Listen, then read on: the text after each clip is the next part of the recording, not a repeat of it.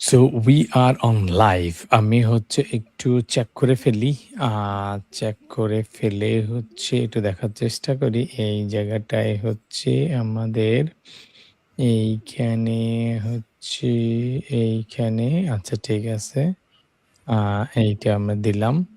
আমরা হচ্ছে তোমরা যারা দেখতেছো আমি গ্রুপটা একটু চেক করে ফেলি। তোমরা ঠিকমতো করে দেখতে পাচ্ছ কিনা সেটা একটু কমেন্ট করে জানাও বা শুনতে পাচ্ছ কিনা। আ বা সেটা একটু কমেন্ট করে জানাও আরকি। তাইলে হচ্ছে আমরা মোটামুটি নিশ্চিত হয়ে যাব। Uh how to start your AI/ML journey এই জায়গাটাতে আরকি। সো গ্রুপে লাইভটা স্টার্ট হয়ে গেছে। আমাদের সাথে কিন্তু অলরেডি আকাশ ভাই যুক্ত আছে। আকাশ ভাইয়ের সাথে হচ্ছে আমরা বেশ কিছু জিনিস আলোচনা করব। আ তোমরা যারা দেখতে পাচ্ছ তোমরা একটু কমেন্ট করে জানাও আরকি। ঠিকমতো করে শুনতে পাচ্ছ কিনা? ইয়েস জি ক্লিয়ার। আমাদেরকে আকিব ভাই কনফার্ম করছে যে ক্লিয়ার আরকি। তো খুব সিম্পল কয়েকটা প্রশ্ন দিয়ে আমরা হচ্ছে আজকে আলোচনাটা শুরু করব।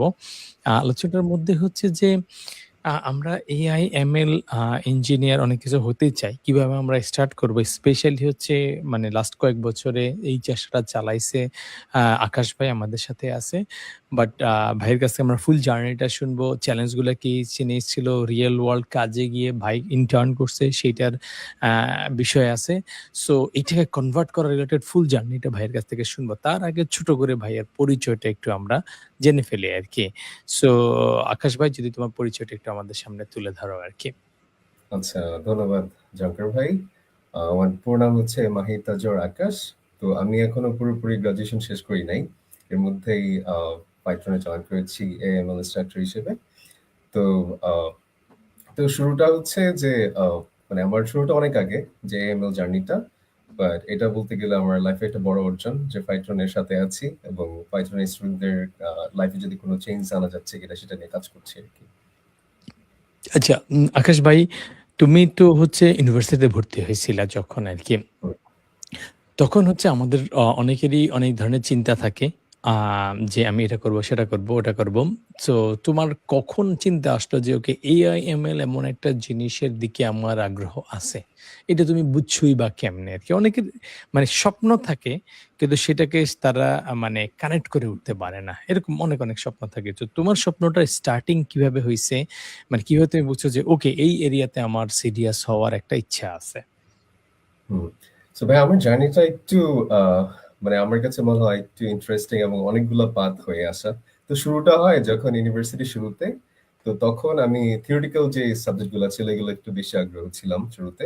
তারপর হচ্ছে দেখা গেল যে মানে তারপরে সফটওয়্যার ইঞ্জিনিয়ারিং দিকে যখন আস্তে ঝুঁকতে শুরু করি, তখন আমি Python ব্যাচ 3 তে ছিলাম। মানে সিএস ফান্ডামেন্টাল যেখানে ছিল ওইখান থেকে আমার মূলত বলা যায় জার্নিটা যে ডেটা স্ট্রাকচার অ্যালগরিদম করে আমরা কিছুটা সময় প্রবলেম সলভিং করে তারপরে হচ্ছে আবার জ্যাঙ্গো শেষ করা। তো তারপরে আমি দেখতে শুরু করি যে আমাদের ইন্ডাস্ট্রিটা কিভাবে ইভলভ করতেছে। কারণ এআইএমএল আচ্ছা প্রজেক্ট নিয়ে একটু তখন যদি ইন্টারাপ্ট করি। তুমি সিএস ফান্ডামেন্টালটা যখন শুরু করো তখন তুমি কোন আ মানে সেমিস্টারে ছিলা ভার্সিটি সিএসই তে? আচ্ছা আমি খুব সম্ভবত 3rd সেমিস্টারে ছিলাম। 3rd সেমেস্টারে। তার মানে হ্যাঁ। একটু ধরো হচ্ছে হালকা একটু তোমার ইউনিভার্সিটিতে হয়ে গেছে। তারপরে তুমি ফান্ডামেন্টাল কোর্সটা করছো আরকি। আ ওটা করার কারণ কি ছিল? আর শেষ হয়ে যাওয়ার পরে তুমি যে জায়গাটা ২ টার মধ্যে একটু কানেকশনটা করে দাও যদি আরকি। হুম। তো ফান্ডামেন্টালটা শুরুর আগে আমি চিন্তা করছিলাম যে এই যে ইন্ডাস্ট্রির কথা বলি আমরা, ওইখানে তো আমরা মানে ভার্সিটিতে যা পড়ি সেটা তো পরীক্ষা পাস করার জন্য ম্যাক্সিমাম সময় পড়া হয় এবং তার সাথে ইমপ্লিমেন্টেশন এর কানেকশনটা খুবই কম থাকে। তো ওইটা মানে ভার্সিটিতে হয়তো একটা শিক্ষকের সম্ভবও না সবকিছু দেখানো। কারণ ওই জায়গায় একটা গ্যাপ থেকে যায়। তো সেখান থেকে যখন সিএস ফান্ডামেন্টালে আসি তখন দেখা গেল যে আমি অনেকগুলা বিষয় নিয়ে জানতে পারছি। মানে এগুলো আমার কাছে ছিল নতুন একদম। যে একটা ফ্রেমওয়ার্ক ধরে ফেলা, একটা নির্দিষ্ট ট্র্যাকে যাওয়া একটা ফ্রেমওয়ার্ক ধরা। তো সেগুলো সবগুলো ছিল নতুন। এবং ওইখান থেকেই মূলত একটা আইডিয়া আসে। যে আচ্ছা এরপরে কি? রাইট? এরপরে কি মানে সফটওয়্যার ইঞ্জিনিয়ারিং বাকি জায়গাগুলো গ্রাইন্ড করব? নাকি তখন আমার কাছে একটা ওয়ে আসে যে রিসার্চ পেপারে কাজ করা। তো মানে কানেকশনটা এইভাবে যে আমি তো অলরেডি ফান্ডামেন্টাল করেছি। অলরেডি হচ্ছে আমার সফটওয়্যার ইঞ্জিনিয়ারিং কিছুটা নলেজ ছিল, জেঙ্গো নিয়ে কাজ করেছি। বাট তারপরে মনে হলো আচ্ছা আমি যেই ফিল্ডটাতে বেশি আগ্রহ ফিল করতেছি যে এমএল নিয়ে দেখা যায় যে এমএল এর সাথে আসলে থিওরিটিক্যাল সাবজেক্ট একটা সুন্দর কানেকশন আছে। এই যে বলেছিলাম শুরুর দিকে থিওরিটিক্যাল ব্যাপারগুলো যেমন আমি বসে গণিত করতাম। মানে এটা হলে মানে কেন হয়েছে? মানে এই উত্তরটা জানার চেষ্টা করতাম। অনেক সময় হয় যে অনেকেই বলে আচ্ছা ঠিক আছে হয়ে গেছে এটাই নিয়ম। সো এই নিয়মটা কেন? সো এটা জানার চেষ্টা থেকে আসলে ওই থিওরিটিক্যাল সাবজেক্টের মধ্যে একটা টান চলে আসে। আর সিএস ফান্ডামেন্টালটা আমার বোঝায় যে সফটওয়্যার ইন্ডাস্ট্রিতে কেমন হবে। তারপরে আস্তে, আস্তে এমএল এর দিকে জার্নিটা আরকি। রিসার্চের সুযোগটা কিভাবে আসলো আরকি? মানে এমন না তো হয়তো বা কেনই বা আসলো আরকি? এটা কি সবার কাছে আসে? মানে যত জায়গায় আছে সবার কাছে প্রত্যেকদিন সকালে একটা মেসেজ হয়, "তুমি কি রিসার্চ করতে চাও?" এরকম ভাবে আসে? নাকি এটা আসলো কিভাবে? বা ওটার পটভূমিটা কিভাবে তৈরি হইছে আরকি? আ এটা কি randomly সবার কাছে আসে না কিছু, কিছু মানুষের কাছে আসে? তাদেরকে মানুষজন কিভাবে নক করে বা তুমি রিচ আউট করছো? মানে এই অপরচুনিটি কিভাবে তৈরি হয়? অপরচুনিটি তো মোস্ট অফ দ্যা কেসে আমরা তো অনেকেই অপরচুনিটি খুঁজেই পাই না আরকি যে এখানে এটা হইতে পারে, ওটা হইতে পারে। সো রিসার্চ এর সুযোগ তুমি আবার একটু হালকা একটু কানেক্টেড ও না পুরোপুরি আরকি। এখন মানে তখন পর্যন্ত। তোমার কানেকশনটা হচ্ছে কি? যেটা হচ্ছে তুমি একটু সিএসই পড়তেছো ভালো কথা। ফান্ডামেন্টাল জিনিসগুলো কিছুটা জানো, Django কিছুটা জানো, Python কিছুটা জানো। ধরলাম আরকি বিগিনার লেভেলে ধরলাম আরকি। সো রিসার্চ এর সুযোগ কিভাবে আসলো? তুমি এমন কোন জায়গায় গেছো বা কোন বটতলায় গেছো বা কিসের তলায় গেছো যে এই সুযোগটা তোমার কাছে আসলো আরকি? হ্যাঁ, ভাই এটা একটা খুবই সুন্দর একটা প্রশ্ন এবং আমার কাছে আমি মনে হয় that time যে আমি একটু লাকি হয়ে গেছিলাম। কারণ একজন প্রফেসরের সাথে আমার কাজ করার সুযোগ হয়েছিল আমার ইউনিভার্সিটির বাইরে। সো আমার ইউনিভার্সিটির শুরুতে আমি চেষ্টা করেছিলাম। বাট দেখা গেল যে একটা ব্যাপার থেকে যায় যে আ মানে রিচ আউট করা বা অনেক কিছু। সো আমি তখন আমার সুযোগটা হয় নর্থ সাউথ ইউনিভার্সিটির একজন প্রফেসরের সাথে। উনার একটা রিসার্চ গ্রুপ ছিল। সো ওইখান থেকে শুরু এবং একটা মজার ব্যাপার হচ্ছে যে ওইখান থেকেই আসলে আমার এই যে রিসার্চ এই লার্নিংটাই শুরু। আমি এর আগে কিছু জানতাম না।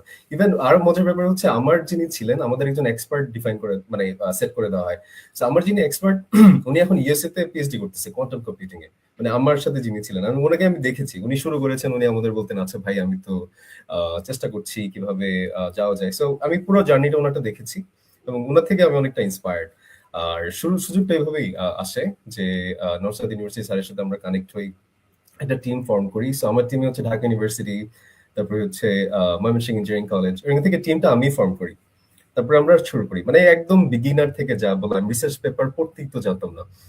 তো ওই এর জন্য আসলে আমি মনে হয় বিগিনারদের সাথে কানেক্ট করতে পারি যে আমি তো ছিলাম খুব বেশি দূরে ছিল না যে এই প্রথম প্রবলেম গুলো কিভাবে সর্ট আউট করতে হয় কিভাবে রিসার্চ পেপার পড়তে হয় তারপরে এই যে আমরা লিখাটাও আরেকটা ঝামেলার ব্যাপার মানে এটা লম্বা সময়ের ব্যাপার বলতে গেলে তারপরে যে আবার অ্যানালাইসিস গুলো আমাদের শিখতে হয়েছে শুরুর দিকে ইডিএ শিখতে হয়েছে সো সবকিছু এমএল এর জার্নিটা এখান থেকে শুরু তো এর জন্যই বলছিলাম যে আমারটা একটু ইন্টারেস্টিং যে আমার হয়তো শুরুতে ধরে এমএল শেখা হয় নাই রিসার্চ পেপারে বললো এই প্রবলেমটা সলভ করতে এমএল লাগবে এখন এমএল শিখতে হবে তখন আমি সেকেন্ড ইয়ার মাত্র শেষ করছি সো এভাবেই আর কি আমার জার্নিটা শুরু আর কি রিসার্চ পেপারে আচ্ছা, তোমরা যারা সেশনটা দেখতেছো আমাদের এখানে কিন্তু গুরুত্বপূর্ণ কিছু জিনিস আলোচনা করা হবে। সেই জিনিসগুলো তোমাদেরকে রিটেন ফরমেটে আমরা পাঠাই দিব।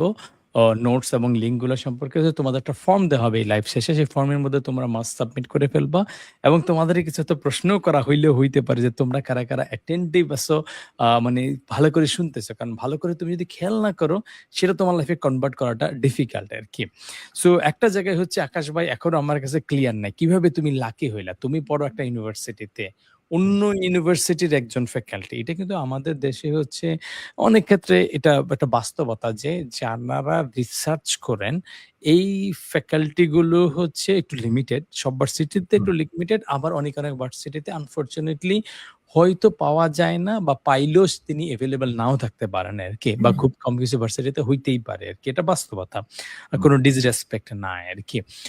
সো তুমি কিভাবে লাকি হয়ে একজনকে পাইছো? এটা একটু আমাদের একটু জানার একটা বিষয় আছে। আবার তুমি ধরো ও ও মানে বিভিন্ন ইউনিভার্সিটির ছেলেপেলেকে কানেক্ট করে টিম ফর্ম করাটার বিষয়টার মধ্যেও কিন্তু কিছুটা স্টেপ নেয়ার বিষয় থাকে। কিছুটা সাহসের একটা বিষয় থাকে আরকি। তো এই জিনিসগুলো কিন্তু আমাদের সবার জন্য কিন্তু শিক্ষণীয় একটা বিষয় যে সুযোগ টুপুস করে আমাদের কাছে আসে অনেক ক্ষেত্রে সামনে দিয়ে কিন্তু আমরা সাহস করে ধরি না এবং ধরার পরে কিছু প্যারা থাকে। সেই প্যারাগুলো আমরা অনেকে নিতে চাই না যে আরেকজন রেডি করে আমারে খাওয়ায় দিবে, বানায় দিবে এটা আসলে প্র্যাকটিক্যালি হয় না আরকি। সো ফ্যাকাল্টিকে তুমি কিভাবে পাইছো? তার সাথে তোমার ইনিশিয়াল কথাবার্তা কি হইছে? তার সাথেই বা তোমার কানেকশনটা কিভাবে জানলো? সে কিন্তু তোমার ইউনিভার্সিটির ফ্যাকাল্টি না এবং তুমি যে এলাকায় থাকো সেই এলাকারও মোস্ট লাইকলি না আরকি। আমার ধারণা। সো তুমি আমাকে এইটা সম্পর্কে বলো। কারণ এই ইনিশিয়াল অপরচুনিটিটা ক্র্যাক করা এবং এইটার জন্য প্যারাগুলো নেয়াটাই আসলে ডিফাইনিং মোমেন্ট। পরেরগুলা হচ্ছে জাস্ট মানে পরেরগুলোকে আমি ডিসকারেজ করতেছি না। মানে এগুলো সিকোয়েন্সিয়াল ভাবে আসবে। সেগুলো তো চ্যালেঞ্জ আসবে, তুমি সিঁড়ি দিয়ে উঠবা। কিন্তু রাইট যে বিল্ডিংটার দরজাটা খুলতে হবে আরকি। সেই দরজাটা তোমাকে যাইতে হবে অথবা ওটা আশেপাশে থাকতে হবে অথবা কিছু একটা ঘটতে হবে। তাইলে দরজাটা তো খুলবে। তারপরে সিঁড়ি বেয়ে তুমি উপরে উঠতে গিয়ে ২-১ বার পিছলে খাইতে পারো, সেটা আলাদা হিসাব আরকি। সো এই ডিফাইনিং মোমেন্টটা যদি আরেকটু ডিটেইলে বলো আমাদেরকে। আচ্ছা। সো এখানে ব্যাপারটা হয়েছে আমি ভার্সিটির শুরু থেকে ইভেন ভার্সিটিতে ভর্তি হওয়ার আগে আমি একটা জিনিস মেইনটেইন করতাম, সেটা হচ্ছে আমি LinkedIn এ খুব অ্যাক্টিভ থাকতাম। আমার Facebook আইডি আমি তখন পর্যন্ত ছিল না বা আ যেটা ছিল ওটা ডিলিট করে দেই। কারণ আমার কাছে মনে হচ্ছে এটা একটু মানে আমার ওই তখনকার সময়ের জন্য দরকার লাগে নাই। যাদের দরকার লাগে অনেক ভালো কাজে দরকার লাগে। সো তখন LinkedIn এ আমি এরকম একটা পাই, বোধহয় পোস্ট পাই যে উনি একজন রিসার্চ একটা গ্রুপ খুলছেন উনি। তো এখানে উনি যারা আগ্রহী তাদের সাথে কাজ করবেন। কিন্তু সবার সাথে কাজ করবেন না। সবার সাথে উনার নামও ইনক্লুড করবেন না। যাদের কাজটা মানে ভালো হবে। কারণ উনার আসলে উনার Q1 জার্নালে অনেক ভালো পেপার আছে এবং উনি বাংলাদেশে খুবই পপুলার। সো কোয়ান্টাম কম্পিউটিং এর ফার্স্ট ল্যাব উনার মানে আন্ডারে হয় আরকি। সো উনি তখন এভাবে আমরা উনার আন্ডারে গেলাম। উনি তখন তো রিচ আউট করাটা এভাবেই আসলে, যেহেতু গ্রুপ অপরচুনিটিস আছে। তারপরে হচ্ছে নিজের পরিচয় দেওয়া এখানে যে উনি আসলে আমাদের সুযোগটা দিবেন কিনা। তো ব্যাপারটা নিজের পরিচয় দেওয়া। তখন পর্যন্ত আমি তো ডেভেলপমেন্ট নলেজ ছিল। তো আমি ইন্টারেস্ট এরিয়া আমাদের জানাতে হইছে যে আমরা কি নিয়ে কাজ করতে চাই। হ্যাঁ? তখন এটা একটা ফিজিবিলিটি স্টাডি করতে হয় যে আমরা আসলে পারবো কিনা। তখন আমাদের একটা রোড ম্যাপ দিতে হয় যে আম যে আমরা আসলে যে কাজটা পারবো, উনি তো খুবই এক্সপার্ট। উনি বুঝে যায় আসলে স্টুডেন্টটা আসলেই ফিল্ড ওয়ার্কটা করছে কিনা এটা বুঝার জন্য। সো এরকম অনেকগুলো ব্যাপার কন্ট্রিবিউট করছে। শুরুটা হচ্ছে LinkedIn, যেখানে এই পোস্ট গুলা আমার কাছে আসে। সম্ভবত কোনো একজন এটার সাথে কানেক্টেড, উনি দিয়েছে, আমার নামটা মনে নাই। বাট হ্যাঁ, উনি দিয়েছেন ওইখান থেকে রিচ আউট করা।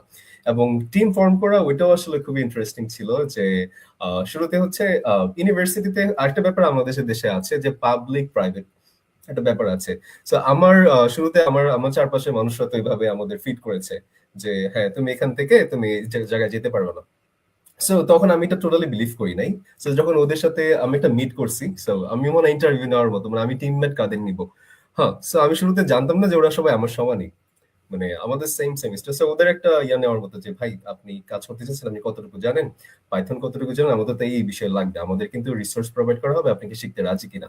সো এভাবেই আসলে করা এবং ওরাও মেনে নিছে আমাকে টিম লিডার হিসেবে। ওটা আমারও একটা সৌভাগ্য বলতে গেলে।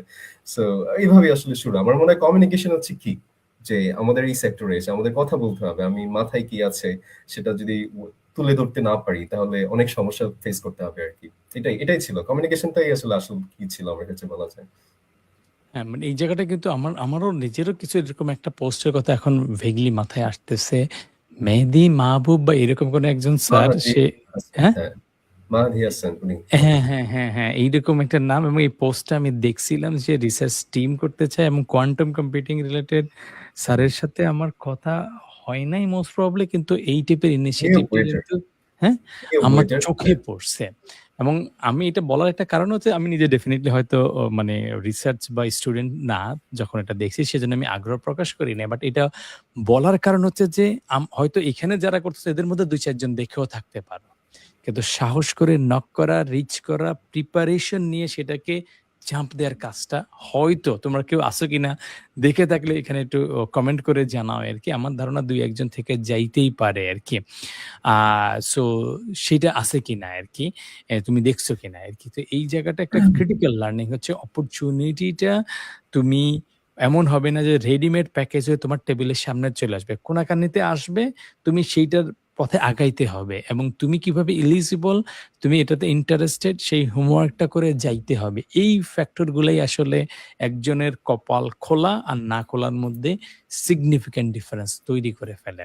কারণ আ বড় ধরনের যে ডিফারেন্সটা সেটা আসে কোত্থেকে? যে একটা মানুষ যখন কাজ করবে এবং এই যে কোয়ান্টাম কম্পিউটিং এ অলরেডি রিসার্চ পেপার পাবলিশ করতেছে, সে কিন্তু মানে রামসাম যদুর মধ্যে আসবে আর বসে থাকবে।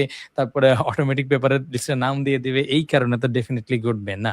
তারপরে কন্টিনিউয়াসলি রিচ আউট করা, রিলেটেড কাজটার মধ্যে কিন্তু আমাদেরকে ঢুকতে হবে আরকি। এবং আরেকটা জিনিস ক্রিটিক্যাল পয়েন্ট এটা যেটা হচ্ছে সোশ্যাল মিডিয়া আমরা ইউজ করি, করতে পারি অনেক কারণে সেটা আলাদা বিষয়। কিন্তু LinkedIn টা কিন্তু হচ্ছে যদিও বাঙালি লাস্ট কিছুদিন আমি যেটা দেখতেছি যে মানে Facebook বানাই ফেলতেছে আরকি। তাও এখনো পুরোপুরি বানায় নাই LinkedIn টাকে। কিন্তু LinkedIn is critically important বা আরো কিছু জায়গা আছে। Reddit এ কেউ যেতে পারে আরকি। যে জায়গাগুলোতে হচ্ছে এখনো ক্লিনার জিনিস থাকে আরকি। এমন না যে আমরা দেশের জিনিস নিয়ে আলোচনা করব না, অবশ্যই আলোচনা করব। দেশের প্রতি আমাদের একটা মমত্ববোধ, একটা দায়িত্ব তো ডেফিনিটলি আছে। সেই অনুসারে তোমার কিছু করণীয় থাকলে কাজটা করো। কোনো কাউকে যদি সহযোগিতা করা দরকার সেইটা করো বা তোমার যদি কোনো প্রতিবাদ করার জন্য তোমার মন থেকে চায় সেটা তুমি করো। কোনো সমস্যা না। সেটা করা উচিত। কিন্তু বাকি যারা হচ্ছে কিছু পার্টিসিপেটও করবে না, কন্ট্রিবিউটও করবে না, শুধু ইনফরমেশন কনজিউম করবে, সারাদিন স্ক্রল করবে, ওদের জন্য হচ্ছে এটা একটা ঝামেলাকর একটা বিষয় আরকি। এবং আমরা হচ্ছে আকাশ ভাইকে জিজ্ঞেস করব যে, "আকাশ ভাই ধরো তোমার স্যারের সাথে কমিউনিকেশন হইল আরকি। স্যারের সাথে কমিউনিকেশন হওয়ার পরে ML রিলেটেড রিসার্চ পেপার পড়াটা। তো রিসার্চ পেপার পড়া রিলেটেড আমরা কিছুটা আ কাজ করব। কিন্তু রিসার্চ পেপার পড়তে গেলেই হচ্ছে ১ম যে মনের ভয়টা আছে, সেই ভয়টা হচ্ছে আগে কাজ করে। আচ্ছা আমি কি এটা বুঝবো কিনা? এখানে অনেক টার্মস আছে এবং ডেফিনিটলি হচ্ছে আ তোমার অনেক কিছু যত টার্মস আছে পেপারের মধ্যে যত ম্যাথ আছে তার হয়তো মোস্ট প্রবাবলি এট লিস্ট আমি যখন শুরু করছিলাম 90% পৃষ্ঠার পর পৃষ্ঠা উল্টাচ্ছি। ম্যাথমেটিক্যাল সাইন এটা সেটা দিয়ে রাখছে। ২ একটা গ্রাফ থাকলে সেটা কিছু বুঝতেছি। গ্রাফগুলো বুঝা যায়। ডেসক্রিপশন বুঝি। মেবি হয়তো আমি ইনিশিয়াল যেই অ্যাবস্ট্রাক্ট আছে সেটা একটু বুঝি। ফাইনাল সামারি বুঝি। মাঝখানের মেক্সিমাম আমার কিন্তু মাথায় দিয়ে ঢুকতো না। তো তোমার শুরুর দিকের অবস্থা কি হইছিল? সেই জায়গাটা তুমি কিভাবে সারভাইভ করছিলা আরকি? স্পেশালি এআই, এমএল এর যখন যারা হার্ডকোর এআই, এমএল ইঞ্জিনিয়ার হয়, তখন এটা কিন্তু খুবই রিসার্চ ফোকাসড আগেও ডেফিনিটলি ছিল। নেক্সট আরো অনেক বছর থাকবে যে রিসার্চ হেভি, ইনোভেশন হেভি হচ্ছে, যেটা আমরা ইনডাইরেক্টলি কিন্তু সোসাইটিতে দেখি যে আচ্ছা এআই, এমএল এর এই যে ধরো কার্সর এটা নিয়ে আসতেছে, ChatGPT ওটা নিয়ে আসতেছে, Google ওটাকে পাল্টাপাল্টি করতেছে। এগুলোর ভিতরে কিন্তু প্রচুর রিসার্চ অ্যান্ড ডেভেলপমেন্ট R&D হয় আরকি। সো পেপার গুলোর ক্ষেত্রেও কিন্তু সেই রিসার্চ, ডেভেলপমেন্ট, নতুন ইনোভেশন, এক্সপেরিমেন্ট সেই জিনিসগুলো আছে। তো ইংরেজি বুঝার কিছু চ্যালেঞ্জ থাকে, ম্যাথমেটিক্স বোঝার বিষয় থাকে, এআই, এমএল কোর ডোমেইন বুঝার কিছু বিষয় থাকে। অর্থাৎ সব দিক থেকে বেশ কিছু প্যারা থাকে। যে তুমি জিনিসটা কিভাবে ট্যাকেল দিছিলা আরকি এই সম্পর্কে যদি আকাশ ভাই বলো? হুম। আ সো পেপার পড়লে যেটা হয় শুরুর দিকে যেটা হবে যে হারিয়ে যাওয়ার একটা চান্স আছে আ পেপারে। তো একটা ট্রিকস আছে। ট্রিকসটা যে কেউ চাইলে ফলো করতে পারে। এটাকে বলে আ 3 পাস রুল। সো রুলটা হচ্ছে যে ১ম এ যখন একটা পেপার আমরা দেখব আমি অবশ্যই সবটা পড়ে ফেলব না। মানে বুঝতে হবে যে আমার এক্সপার্টিস এর মধ্যে পেপারটা যাচ্ছে কিনা। কারণ অনেক কঠিন পেপার আছে যেটা দেখলে আমরা বুঝি না। তাই না? কারণ বুঝতে হবে এখানে পিএইচডি লেভেলের কাজও আছে। সেটা তো আমাদের দেখে বোঝা পসিবল না। সো যেটা করতে হবে যে 3rd পাস রুলটা করতে হবে যে ১ম পাস হচ্ছে যে আমার টাইটেলটা দেখতে হবে। টাইটেলটা দেখে ধরি টাইটেলটা হচ্ছে একটা হেট স্পিচ রিলেটেড কাজ। তো আমি তো জানি হেট স্পিচ মানে কি। সো আমার যেহেতু এই আইডিয়াটা আছে বাকি কাজটা আমার জন্য ইজি। এরপরে আমি কি করব একটা অ্যাবস্ট্রাক্টটা দেখব। অ্যাবস্ট্রাক্টটা দেখলেও আমার আরেকটু আইডিয়া হবে যে আচ্ছা অ্যাবস্ট্রাক্টে কিন্তু এখন জটিল কিছু ইউজ করা হয় না। ম্যাক্সিমাম সময় প্লেইন ইংলিশ, রাইট? সো অ্যাবস্ট্রাক্টটা দেখে হয়তো একটু আইডিয়া হবে আচ্ছা এই ব্যাপারটা তো এটা নিয়ে কথা বলতেছে। তারা চাচ্ছে যে এখন বর্তমানে যে স্টেট অফ দ্য আর্ট বলে মডেল নামে একটা কথা আছে যেটা অলরেডি অনেক ভালো পারফর্ম করছে। ওদের সাথে হয়তো তারা তুলনা করার চেষ্টা করতেছে। সো তারপরে হচ্ছে এরপরে আমরা আস্তে, আস্তে একটু সামনের দিকে আগাবো। মানে এই রুলটা যদি কেউ গুগল করতে পারে এই রুলটা খুবই এফেক্টিভ। মানে এখন পর্যন্ত আরেকটু আমি আরেকটু করি কি কিওয়ার্ডটাও দেখি শুরুতে। যে কিওয়ার্ডও এড করা থাকে, কিওয়ার্ডটা দেখি। তারপরে ফিগার গুলাতে যাই। এবং লাস্টে কনক্লুশনটা পড়ি। মানে এখনো কিন্তু ফার্স্ট পাসের মধ্যেই আছি। যেখানে আমি এইগুলা পড়ে আমি বুঝতে পারি যে আচ্ছা আ এমনে এখন এই ব্যাপারগুলো হয়তো বুঝতে পারি। বাট ধরেন আরেকটা পেপার আমি ধরলাম যেটা আমার এক্সপার্টিস এ নাই। তো আমি কিন্তু এই ফার্স্ট পাসেই বুঝে যাবো যে এটা আমার এক্সপার্টিস এ নাই। আমি তখন আর মেথোডলজিতে যাব না। যেটা আমি বুঝবো না। সো এটা একটা ব্যাপার। এই রুলটা যদি কেউ ইউজ করে এবং এগেইন একটা কথা আমি বলব যে আমার যখন লার্নিং টা ছিল একটু একা, একা ছিল। সো কমিউনিটির যে একটা গুরুত্ব আমি কিন্তু এটা খুব ভালো করে বুঝি। সো তখন একা, একা মানুষদের নক দিতে হয়েছে। আমি অনেককে নক দিছি। LinkedIn এ বিশেষ করে যে, "ভাই আমি এই সমস্যাটায় পড়েছি" এবং তারা খুবই ভালোভাবে রিপ্লাই দিয়েছে। সো আমার কাছে মনে হয় যে যখন একটা কমিউনিটি থাকে তখন কাজটা অনেক ইজি হয়ে যায়। গ্রুপ করে রিসার্চ পেপার পড়া যায় এবং ডিসকাস করা যায়। এই কাজগুলা খুবই মানে খুবই ইন্টারেস্টিং। যে হাইলাইট করে, করে আমি দেখব কাজগুলা। আমি যে সবটা বুঝতে পারবো তা না। এখনো অনেক জটিল ইকুয়েশন থাকতে পারে যেটা আমি এখন জানবো না কিন্তু আমি পরে জেনে নিব। মানে শুরুটা হচ্ছে হাম্বল হওয়া থেকে, যে হ্যাঁ আমি তো সব জানতে হবে এমন না, বাট আমি পরে জেনে নিতে পারবো। আমি হয়তো একটু গুগল করলাম অথবা জিপিটি কে বললাম যে এটার ইউজ কেসটা কি, রাইট? তাহলে আমার একটা ইনটুইশন দাঁড়ায়, তখন আমি বাকিটা গো থ্রু করতে পারবো। সো আমার ট্রিক্সটা হচ্ছে এইটাই, যে আমি যে সবটা পড়ে বুঝে ফেলি এমন না, আমার সবটা পড়া দরকারও লাগে না লিটারেচার রিভিউ করতে, বাট আমি মেইন আইডিয়াটা নিতে পারি আর কি। এই যে রুলটা বলেছি, থার্ড পাস রুল, বা তিনটা পাস আছে, first pass, second pass, third pass, এই রুলটার মাধ্যমে এই কাজটা বিগিনাররা চাইলে সহজেই করতে পারে। খুবই চমৎকার এবং এখানে খুবই ইম্পোর্টেন্ট একটা জিনিসও কিন্তু বলার চেষ্টা করছে। সেটা হচ্ছে যে ধরো ১ম এ আমি যখন ঢুকবো যেকোনো ফিল্ডে, এটা শুধু রিসার্চ পেপার পড়ার ক্ষেত্রে না, যেকোনো সেক্টরে তুমি যদি হচ্ছে ধরো AI, ML আর তুমি যদি প্রসেসটাকে শিখতে চাও, ডিপ লার্নিং শিখতে চাও, অথবা তুমি কোনো একটা ডেভেলপমেন্ট হয়তো ওয়েব ডেভেলপমেন্ট শিখতে চাও, বা তুমি ডাটা স্ট্রাকচার অ্যালগরিদম শিখতে চাও, ইউ অলওয়েজ স্টার্ট ফ্রম 0। তার মানে তোমার 100% হচ্ছে আননোন। আমরা যে জায়গাটায় গিয়ে ভড়কে যাই যে, "ও আচ্ছা আমি 99% বুঝতেছি না, আমি 90% বুঝতেছি না। সবই মাথার উপর দিয়ে যাচ্ছে।" অবশ্যই মাথার উপর দিয়ে যাবে। কারণ তুমি তো এই ফিল্ডে মাত্র ঢুকতেছ। তোমার অপোজিট সাইডে চিন্তা করতে হবে, ওকে আজকে আমি হয়তো 0.001% দেখলাম, বা আজকে হচ্ছে আমি একটা টপিক শিখলাম। যে ঠিক আছে, এই জিনিসটা হয়তো মেবি রিগ্রেশন, বা এটা হচ্ছে র‍্যান্ডম ফরেস্ট। র‍্যান্ডম ফরেস্ট কি? আচ্ছা বন জঙ্গল কোত্থেকে আসলো? জানি না। তো র‍্যান্ডম ফরেস্ট কি? এইটা আমি হয়তো একটু ChatGPT জিজ্ঞেস করলাম যে এই একটা কিওয়ার্ডই শিখলাম যে র‍্যান্ডম ফরেস্ট নামে একটা জিনিস আমি জানলাম। এইটা জিনিসটা কি? তো এইটাকে আমরা রিকগনাইজ করি না। আমরা রিকগনাইজ করি, আচ্ছা একটা পেপার ধরলাম, কিছুই বুঝতে পারলাম না। সেটাকে আমরা রিকোয়েস্ট করি। আমার আননোন টাকে। তখন কি আমার উপরে মেন্টাল প্রেশার কাজ করে, ছেড়ে দেওয়ার একটা টেনডেন্সি আসে। কিন্তু তুমি একটা প্রপারের হচ্ছে হাই লেভেল স্কিল থ্রু করে একটা কিওয়ার্ড তোমার চোখে লাগছে, এইটা নিয়ে তুমি দরকার হলে ১ ঘন্টা টাইম স্পেন্ড করলা বা ০.৫ ঘন্টা টাইম স্পেন্ড করলা। এর কনসেপ্টটা কি? কখন ইউজ করা হয়, কখন CNN হবে, কখন KNN হবে, কখন র‍্যান্ডম ফরেস্ট হবে। মানে এটা সম্পর্কে তুমি যদি জেনে ফেলো, তাহলে আজকের দিনটা কিন্তু তোমার একটা সাকসেসফুল ডে। এটাকে আমরা ফেইলিউর একটা ডে বানায় ফেলি কিভাবে?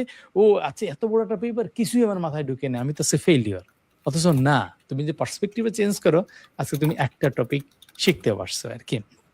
সো শুরুর দিকে এইভাবে আগানোটা অনেক বেশি ইম্পোর্টেন্ট। বা আমাদের যখন আমরা শিখাইতে যাই AI ML এর কোনো একটা টপিক যদি আমরা শিখাইতে যাই, দেখা গেছে আজকের একটা দিনের মডিউলের ভিতরে ১০ টা টপিক আছে। তো সে যদি ৪, ৫ টা ৬ টা টপিক সে বুঝতে পারে না। নতুন জিনিস যখন আসে, এখানে অনেকগুলা জিনিস আছে। তখনই সে বলে পরে আমার দিয়ে তো হচ্ছে না। সে জাস্ট পজিটিভ সাইডটাতে দেখে না। নেগেটিভ সাইডটা বড়, সেটা অবশ্যই বড়, শুরুর দিকে বড় হবেই। কিন্তু পজিটিভ সাইডটাতে ফোকাস করাটা ইম্পোর্টেন্ট আরকি। সো লিটারেচার রিভিউ কনসেপ্টটা যদি একটু এক্সপ্লেইন করো, যে আমরা কিছু পেপার পড়তেছি, কেন পড়তেছি, বা লিটারেচার রিভিউটা কেন ইম্পোর্টেন্ট? স্পেশালি যারা রিসার্চ স্টাইলে যাবে আরকি। যারা হয়তো টেকনোলজি শিখবে, সেক্ষেত্রে অনেকে আমরা রিসার্চ আ আ লিটারেচার রিভিউ এর দিকে যাই না। কিন্তু যারা রিসার্চ ট্র্যাকের দিকে যায়, তাদের হয়তো স্টার্টিং পয়েন্টটাই হয় হয়তো আ লিটারেচার রিভিউ দিয়ে, যাতে সে বুঝতে পারে যে হয়তো সে সেই ডোমেইনের মানুষ কিনা, এবং সে কোন লাইনে কি করবে। সো এটার অবজেক্টিভটা কি? এটা কেন করা হয় এবং এটার পরবর্তী স্টেপটা কি? এই সম্পর্কে যদি আকাশ ভাই বলো। আচ্ছা। তো শুরুটা করা যেতে পারে নিউটনের একটা বিখ্যাত উক্তি দিয়ে। যে উক্তিটা এরকম বাংলাতে, যে আমরা আসলে বড়, বড় দৈত্যের কাঁধে দাঁড়িয়ে আছি। মানে এরকম, অনেকটা এরকম। যে আমাদের কাজগুলো আসলে আসে ওই যে বড়, বড় মানুষরা যারা অলরেডি কাজটা করেছে তাদের থেকে। সো আন্ডারগ্রেড লেভেলে অনেক সময় মানে আমাদের মনে হয় যে আমরা দুনিয়া উল্টানো কিছু করে ফেলবো। বাট নরমালি আসলে করা হয় না। এটা আমরা অ্যাপ্লিকেশন লেয়ারেই কাজ করি, একটা ইউজ কেস সলভ করি। সো লিটারেচার রিভিউ এর কাজটা আসলে এখানেই আসে, যে ধরেন আপনি এই কাজটা করতেছেন, ধরেন আমি হচ্ছে এটা নিয়ে কাজ করতেছি, আমার হেট স্পিচ নিয়ে কাজ করতে চাচ্ছি। আচ্ছা, এটা নিয়ে কি অলরেডি কাজ হয়ে গেছে? এটা আমি কিভাবে জানবো? আমি উনার থেকে একটা ওয়ার্ড আছে নোবেলটি, রাইট? আমার আমার এখানে অবদানটা কি? আমি যদি অ্যাজ ইট ইজ করে যাই, আমি সেম জিনিসে যদি চাকা আরেকবার আবিষ্কার করি, তাহলে তো এটা আসলে কিছু হলো না। জার্নালে গেলে সেটা আসলে পাবলিশেবল হবে না। সো মূল গোলটা তো আমার এটা পাবলিশ করা, রাইট? সো তখন যেটা করতে হবে সেটা হচ্ছে, আমাদের লিটারেচার রিভিউ মানে হচ্ছে সাহিত্যের বই পড়া না। মানে ওইগুলো সাহিত্যের মতোই আসলে বলা যায় ফিলোসফিক্যালি, বাট মানে হচ্ছে যে ওদের পেপারগুলো পড়া। পরে আমাদের অ্যাডও করতে হয়। পেপারে একটা সেকশন আছে যেখানে আমি অ্যাড করে দিব যে এই পেপারের মধ্যে কি আছে, এগুলো অ্যাড করে দিব। মানে এই জাস্ট একটা নিয়ম আছে, একটা থোরো ভাবে আমি পেপারটা পড়বো, লিটারেচার রিভিউ করবো। যেমন তাদের সেকশনে কি কি অ্যাড আছে, কোন অ্যালগোরিদম, ধরা যাক অনেকগুলো অ্যালগোরিদম ইউজ করেছে, তার র্যান্ডম ফরেস্টে অনেক ভালো অ্যাকুরেসি পেয়েছে। তো এটা, অথবা তারা কিছু অ্যালগোরিদম ইউজ করে নাই। তো আমি হচ্ছে একটু ডিফারেন্ট কিছু করার চেষ্টা করব। ওইটাই আসলে লিটারেচার রিভিউর মূল যে মর্মার্থ, কেন করতে হবে। যেমন ধরেন যে কেউ হয়তো এটা ইউজ করে না এখন পর্যন্ত। ধরেন আরেকটা মজার ব্যাপার হচ্ছে এখন যেটা হয় যে অনেকেই ইউজ করেছে এমএল মডেল, কিন্তু এটা কেন কাজ করছে ওটা জানা নাই, ইন্টারপ্রেটেবল না। তখন আমরা এক্সআই ইউজ করতে পারি, আমাদের ওয়াটারফল ডায়াগ্রাম শ্যাপ ইউজ করলে সেখানে ওয়াটারফল ডায়াগ্রাম অ্যাড করে কোন কোন ফিচার গুলা হাইলি আমাকে এফেক্ট করছে আমার যে প্রেডিকশনটা, ওটা ইজিলি দেখা যায়। গেম থিওরির একটা অসম্ভব সুন্দর একটা কনসেপ্ট কোয়ালিশন দিয়ে বোঝানো হয় যে এই যে এক্সপ্লেনেবল এআই। সো এটা ইউজ করে আমি বলতে পারি আচ্ছা ওনার পেপারে এটা ছিল না, আমি এটা অ্যাড করেছি। ওনার পেপারে ডিপ লার্নিং এ কাজ করে না, আমি ডিপ লার্নিং এ কাজ করছি। ওনার পেপার এনএলপি এর কোনো ট্রান্সফর্মার মডেল ইউজ করে না, আমি কাজ করছি। সো এটা হচ্ছে নোবেলটি বের করার জন্য লিটারেচার রিভিউ দরকার, যে আমার পড়তে হবে ওদের কাজগুলো অলরেডি যেটা হয়ে গেছে। এটাই আসলে লিটারেচার রিভিউর মূল উদ্দেশ্যটা আর কি। এবং অনেক অনেক যে রিসার্চ পেপারের ভিতরে লাস্টের দিকে কিন্তু বলা থাকে যে ওরা নেক্সট পরবর্তী স্টেপগুলো কি করতে পারে বা কোন জিনিসগুলো করা উচিত না। এরকম অনেক কিছু আমরা একটা রিসার্চ করছি, এটা কিন্তু এটা হয়ে যায় রিসার্চ করছে, এটা ফেইলিওর, তোমরা এই রাস্তায় আগাইও না। এবং এখানে আরেকটা জিনিস হচ্ছে খুব কাজে লাগে, আমি যখন পড়তেছিলাম সেটা হচ্ছে অন্যদের লিটারেচার রিভিউ কিন্তু পাবলিশ করে আর কি, যে আমি টপিকের উপর লিটারেচার রিভিউ করছি এই স্পেশাল ডোমেনের মধ্যে, সেটাও কিন্তু পাবলিশ করে। সেই লিটারেচার রিভিউ পড়লে কিন্তু বোঝা যায় লিটারেচার রিভিউটা কিভাবে করে এবং সেখান থেকে তারা ডিরেকশনটা কিভাবে করে আর কি। এটা খুবই ইম্পর্টেন্ট একটা অ্যাসপেক্ট। ধরো লিটারেচার রিভিউ আমার হয়ে গেল আর কি, ঠিক আছে, এবং এখান থেকে আমি বুঝতে পারলাম যে আমি এই ডোমেন সম্পর্কে আমার কিছুটা আগ্রহ আছে, তার পরবর্তী স্টেপটা কি? এরপরে স্টেপটা হচ্ছে যে আমার এখন মানে ইমপ্লিমেন্টেশনে যেতে হবে।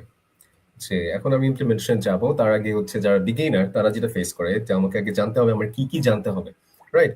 আমার ডিপেন্ডেন্সি গুলা কি। যেমন কেউ যদি ধরা যাক এলএলএম ফাইন টিউন করবে, তার কিন্তু জিপিইউ লাগবে। হ্যাঁ, ফ্রি টিয়ারে আসলে হইতে পারে তার মানে এত বড় গুলা তো করা যায় না, তাই না? তার যদি জিপিইউ না থাকে তখন বুঝতে হবে অল্টারনেটিভ কি আছে। মানে এটা জাস্ট একটা এক্সট্রিম কেস বললাম, যে আমরা একটা বড় আইডিয়া নিয়ে শুরু করতে পারি, কিন্তু আমার ফিজিবিলিটি টেস্টটা করতে হবে যে আমার আসলে আমি এটা পারবো কিনা, মানে আমার সাধ্যের মধ্যে কিনা। সো এটা একটা আমার মনে হয় এটা অনেক জিনিসের মানুষ মিস করে ফেলে। যে আমি দেখেছি মানে আমার ওই ফ্রেন্ডরাই যারা এখন মাত্র শুরু করতেছে, তো আমি তো আগে থেকে করছি, তখন আমি তো দেখি আইডিয়া গুলো দেখি যে না, এই আইডিয়াটা সম্ভব না, মানে আমাদের সাধ্যের মধ্যে সম্ভব না। কিন্তু ওরা কিন্তু আইডিয়া নিয়ে বসে আছে যে আমি এটা গিয়ে বলবো আমাদের সুপারভাইজারকে, স্যার আমি এটা করবো। সো এটা একটা ব্যাপার মানুষ বুঝতে পারে না। এটা লিটারেচার রিভিউ করলে বোঝা যায়, একটা এক্সপিরিয়েন্সের ব্যাপার আছে যে বোঝা এটা আমার সাধ্যের মধ্যে কিনা। তো আমার মনে হয় তখনই ফিজিবিলিটি টেস্টটা করে আলটিমেট ইমপ্লিমেন্টেশনে চলে যাওয়া আর কি, এরপরে কাজটা। আচ্ছা ঠিক আছে, তোমরা যারা অ্যাটেন্টিভ আসছো কিনা তাদের জন্য হচ্ছে একটা কুইজ, কুইজের অ্যান্সার দাও। যে কিছুক্ষণ আগে ভাই হচ্ছে একটা পেপার পড়তে গেলে হচ্ছে কিছু পাস করতে বলছে, বাইপাস বা কত সংখ্যক পাস, সো সেই পাসটা কয়টা সংখ্যা ছিল আর কি। তোমরা যারা অ্যাটেনশন করে দেখতেছো তোমরা বলতে পারবা যে সেখানে কয়টা পাস ছিল আর কি, এবং প্রথম পাসের উদ্দেশ্যটাকে সেটাও চাইলে অ্যাড করে দিতে পারো, তো দেখতে চাই তোমরা আসলে অ্যাটেনশন দিচ্ছ কিনা আর কি। তো সেটা তোমাদের জন্য একটা কুইজ থাকলো, পপ আপ কুইজ। অ্যান্সার দিয়ে দাও, দেখি সবার আগে অ্যান্সারটা কে দিতে পারে। আমি এখানে একটু দেখার চেষ্টা করি। একজন দিয়ে দিছে, জনি ভাই একটা অ্যান্সার দিয়ে দিছে। তারপরে আমাদের ভূপাল রয় অপু সম্ভবত সে দিছে। তারপরে হচ্ছে আর কে অ্যাটেন্টিভ আছে, দেখি অ্যাটেনশন দিচ্ছে কে। আমাদের মজুমদার আছে, পার্থ মজুমদার। আরেকজন দেখি, আমরা ৫ জন দেখি যে কারা কারা অ্যাটেনশন দিচ্ছে আর কি। যে ঠিক মতো করে আমাদের মাহবুব আল হাসান আকিফ এন্ড রাতিক, ৫ জন পাওয়া গেছে আর কি। So this are the 5 attentive person যারা দিয়ে দিছে। এখন ওয়ালিউল্লাহ দিচ্ছে, এমজে ওয়ালিউল্লাহ এন্ড মিসবা পিয়াল দিয়ে দিছে। তো আমরা ৫ জনকে পেয়ে গেছি যারা একটু অ্যাটেনশন দিচ্ছে আর কি। সো এইবার আমাদের আকাশ ভাইকে হচ্ছে আমরা জিজ্ঞেস করে ফেলি যে আকাশ ভাই, ধরো হচ্ছে আমার কাছে হচ্ছে দাঁড়াইলো যে আমি লিটারেচার রিভিউ করছি, আমার এরিয়াটা কোন জায়গায় যাবে। তো এখানে হচ্ছে ২টা জায়গার মধ্যে একটা কনফিউশন চলে, স্পেশালি তোমার ক্ষেত্রে চলাটা খুব স্বাভাবিক। তুমি তো এআই/এমএল শিখে রিসার্চের ভিতরে ঢুকো নাই আরকি। সো এবং রিসার্চ করা মানে হচ্ছে তুমি ইন্টারেস্টিং কিছু একটা জিনিস করবা। সো তোমার যেই কোর যে নলেজটা সেটা তুমি কিভাবে ডেভেলপ করছিলা? তোমার এতক্ষণ পর্যন্ত আমরা যতটুকু বুঝছি তুমি সিএস ফান্ডামেন্টাল করছো। ওইটার কোনো ভ্যালু আছে কিনা? এটা একজন প্রশ্ন করছিল, সেই প্রশ্নটাতে আমরা হয়তো একটু পরের দিকে যাব। সো তুমি ফান্ডামেন্টাল, একটু পাইথন, জ্যাঙ্গো জানা পাবলিক, কিছু রিসার্চ পেপার করছো। এখন তুমি এআই/এমএল শিখা শুরু করছো নাকি তোমার রিসার্চের দিকে আগাইছো? যদি এআই/এমএল এর দিকে যাও সেটা কিভাবে করছো আরকি? আর যদি রিসার্চের দিকে যাও, প্যারালাল যদি চালাও, মানে আগে পরে সিরিজ চালাইছো কিনা নাকি প্যারালাল চালাইছো সেটা সম্পর্কে বলো। অর্থাৎ তোমার ট্রু এমএল জার্নিটা এই মুহূর্তে শুরু হইছে কিনা? যখন লিটারেচার রিভিউটা শেষ হইছে তারপর থেকে তোমার এই জার্নিটা শুরু হইছে কিনা? সেটা কিভাবে শুরু হইছে আরকি? শুরুতে এটা দিয়ে শুরু করা যায় যে, যে Python-এর যে ফান্ডামেন্টালস এর কোনো ভূমিকা ছিল কিনা? অসম্ভব ছিল। আসলে বলা যেতে পারে অনেক বেশি ছিল। কারণ আমার যে Pythonic thinking টা এটা কিন্তু দরকার। আমরা Python নিয়ে কাজ করি। আর প্রোগ্রামাররা যেভাবে চিন্তা করে আমার আল্টিমেটলি যে আমার একটা প্রবলেম সলভ করতে হবে, মানে আমি ল্যাঙ্গুয়েজ ডিপেন্ডেন্ট না হয়ে একটা প্রোগ্রামের মধ্যে চিন্তা করাটা কিন্তু ফার্স্ট মেইন, হ্যাঁ? বলতে গেলে এই ফিল্ডে। এখন অনেকে চিন্তা করতে পারে, আচ্ছা আমার রিসার্চ পেপারে তো এটা লাগে না। কথা হচ্ছে যে লং টার্ম সাস্টেইন করতে হলে লাগে। যে কোনো ভালো রিসার্চার তারা প্রোগ্রামিং জানে। সো হ্যাঁ, প্রোগ্রামিংটা আমি জানি, হইলো। কিন্তু এরপরে পাইথনটা জানাটা আমাকে অনেক হেল্প করছে যে একটু কিছু ক্লাসেস স্কিপ করাটা। বাট তারপরে যেটা হলো যে আমার শিখতে হলো, বা শুরুতে ঘাটাঘাটি করতেছি যে আসলে এখন আমার পাথটা কি হবে। পরে দেখলাম যে আমার কিছু লাইব্রেরি শিখতে হবে। সেটা হইতে পারে ডেটা লোডার। ডেটা তো আমার লোড করতে হবে, তাই না? এখন ডেটাটা কি উপায়ে থাকতে পারে, স্ট্রাকচার থাকতে পারে, আনস্ট্রাকচার থাকতে পারে। হতে পারে আমার ডেটাটা হচ্ছে কোনো একটা লাইভ স্ট্রিম থেকে আসতেছে, মানে ডেটা অনেক রকম ভাবে আসতে পারে, তাই না? সেটা আমার ইউজ কেসের উপর ডিপেন্ড করতেছে। সো ডেটা লোডার সম্পর্কে জানতে হয়েছে, তারপরে হচ্ছে কিভাবে ইডিএ করতে হয়। মানে এই যে প্রোগ্রামিং চিন্তাটা কিন্তু ছিল, কিভাবে প্লটিং করতেছে একটার পর একটা করে যাচ্ছি, এবং আমি নিজের মতো করে দেখা গেল শুরুর দিকে আমি লাইব্রেরিটা ইউজ করার চেষ্টা করতাম না। আমি ধরতাম যে এই যে আমরা ফরওয়ার্ড ফিল, ব্যাকওয়ার্ড ফিল করতেছি, ইম্পিটিশন করতেছি, এগুলো আমি নিজে নিজে করতাম, মানে লাইব্রেরি ছাড়া। মোস্ট মোস্ট অফ টাইম অনেক সময় লাগতো, বাট পরে বোঝা গেল আচ্ছা আমি এখন লাইব্রেরিতে ডিপেন্ডেন্ট কেন হব, কারণ আমার এটা সময়টা বাঁচানো। এই যে যে ট্রেড অফটা, কিন্তু আগে তো চিন্তাটা থাকতে হবে যে সবসময় তো আসলে ফাংশন সবকিছু করে দিবে না। সো ওইটা একটা প্রোগ্রামিং এর যে চিন্তাটা ছিল, এই চিন্তাটা অনেকটা হেল্প করেছে। তারপরে হচ্ছে আমাকে রিসার্চ পেপারের জন্য এখন কি লাগবে, রাইট? এখন আমার সব লাগবে না, মানে এই চিন্তাটা ছিল সবচেয়ে গুরুত্বপূর্ণ। তখন আমি স্টেপ বাই স্টেপ রাখলাম, আচ্ছা আমি আজকে এটা শিখবো। ডেটা প্রি প্রসেসিং শেখাটা একটু সময় লাগছে। সো এটা শিখবো, তারপরে হচ্ছে অ্যালগোরিদম গুলো শিখবো। অ্যালগোরিদম শিখলে আসলে দেখা গেল যে শিখার সাথে সাথে আমি একটু খুঁজে ফেলতাম যে এই অ্যালগোরিদম গুলা কোন কোন কেসে ইউজ করছে, এবং এটা আসলে মানে ইউজ কেসটা জানার চেষ্টা করতাম। মানে আমার মনে হয় যে ইঞ্জিনিয়ারিং মাইন্ডসেট বলে একটা কথা আছে, যে ইঞ্জিনিয়ারিং মাইন্ডসেট হচ্ছে সবসময় খুঁজে যে এটা আমি কোথায় ইউজ করবো, রাইট? সো এই মাইন্ডসেটটা যদি থাকে আমার মনে হয় অনেকের অনেক ইজি হবে। বাট সময় সাপেক্ষ ব্যাপার, মানে কেউ ভাবতে পারে আচ্ছা এটা তো আমি একটা একটা বছরের জার্নি আমি বলতেছি, হ্যাঁ, অল্প কথায়, কিন্তু এটা কিন্তু অনেক লম্বা। সব অনেক সময় হতাশ হয়ে গেছি, কারণ এই যে কমিউনিটি আমার ছিল না। আমার সাথে বন্ধুরা দেখা গেল যে আচ্ছা আমি তো এটা করতেছি, টাইম পাস করতেছি, এটা করতেছি, হ্যাঁ, কেউ একজন ওয়েবে কাজ করতেছে, কেউ কম্পিটিটিভ প্রোগ্রামিং করতেছে, আমি এখানে এমএলএ একা হয়ে গেছি। সো আমার আশেপাশে কেউ নাই। সো আমাকে তখন কমিউনিটি খুঁজতে হয়েছে, মানে অনলাইনে করে। সো আমার সবকিছু মিলে আমার একটু সময় গেছে, কারণ আমি নিজে নিজে যেহেতু করছি। বাট আলটিমেটলি ওই ইডিএ প্রি প্রসেসিং, তারপরে হচ্ছে আপনার মেশিন লার্নিং এর গুলো শিখে, তারপর আবার আমার বিশেষ করে মজার ব্যাপার হচ্ছে যে আমার এনএলপিও শিখতে হয়েছে শুধু পেপারের জন্য। এনএলপি শিখে এক্সিআই কিছুটা ইউজ করতে হয়েছে। বাট আলটিমেটলি যেহেতু আমি কোল্যাব করতেছিলাম, মানে আমি সবার কাজটা আমি মার্চ করতেছিলাম, কিন্তু আমার কিন্তু জানতে হবে একজন ডিএলএ এনএন ইউজ করে, তারপরে হচ্ছে সিএনএন ইউজ করে চলে আসছে, এখন আমি ওনার কোডটা যদি না বুঝি, সো ফাইনাল আমাদের একটা প্রেজেন্টেশন তৈরি করতে হয়, প্রেজেন্টেশনে আমরা আবার ওভারভিউ দিতে হয়েছে। সো আমার ক্ষেত্রে একটু কোয়ারে হাসিল গেছে যে সবগুলো মেনটেন করা।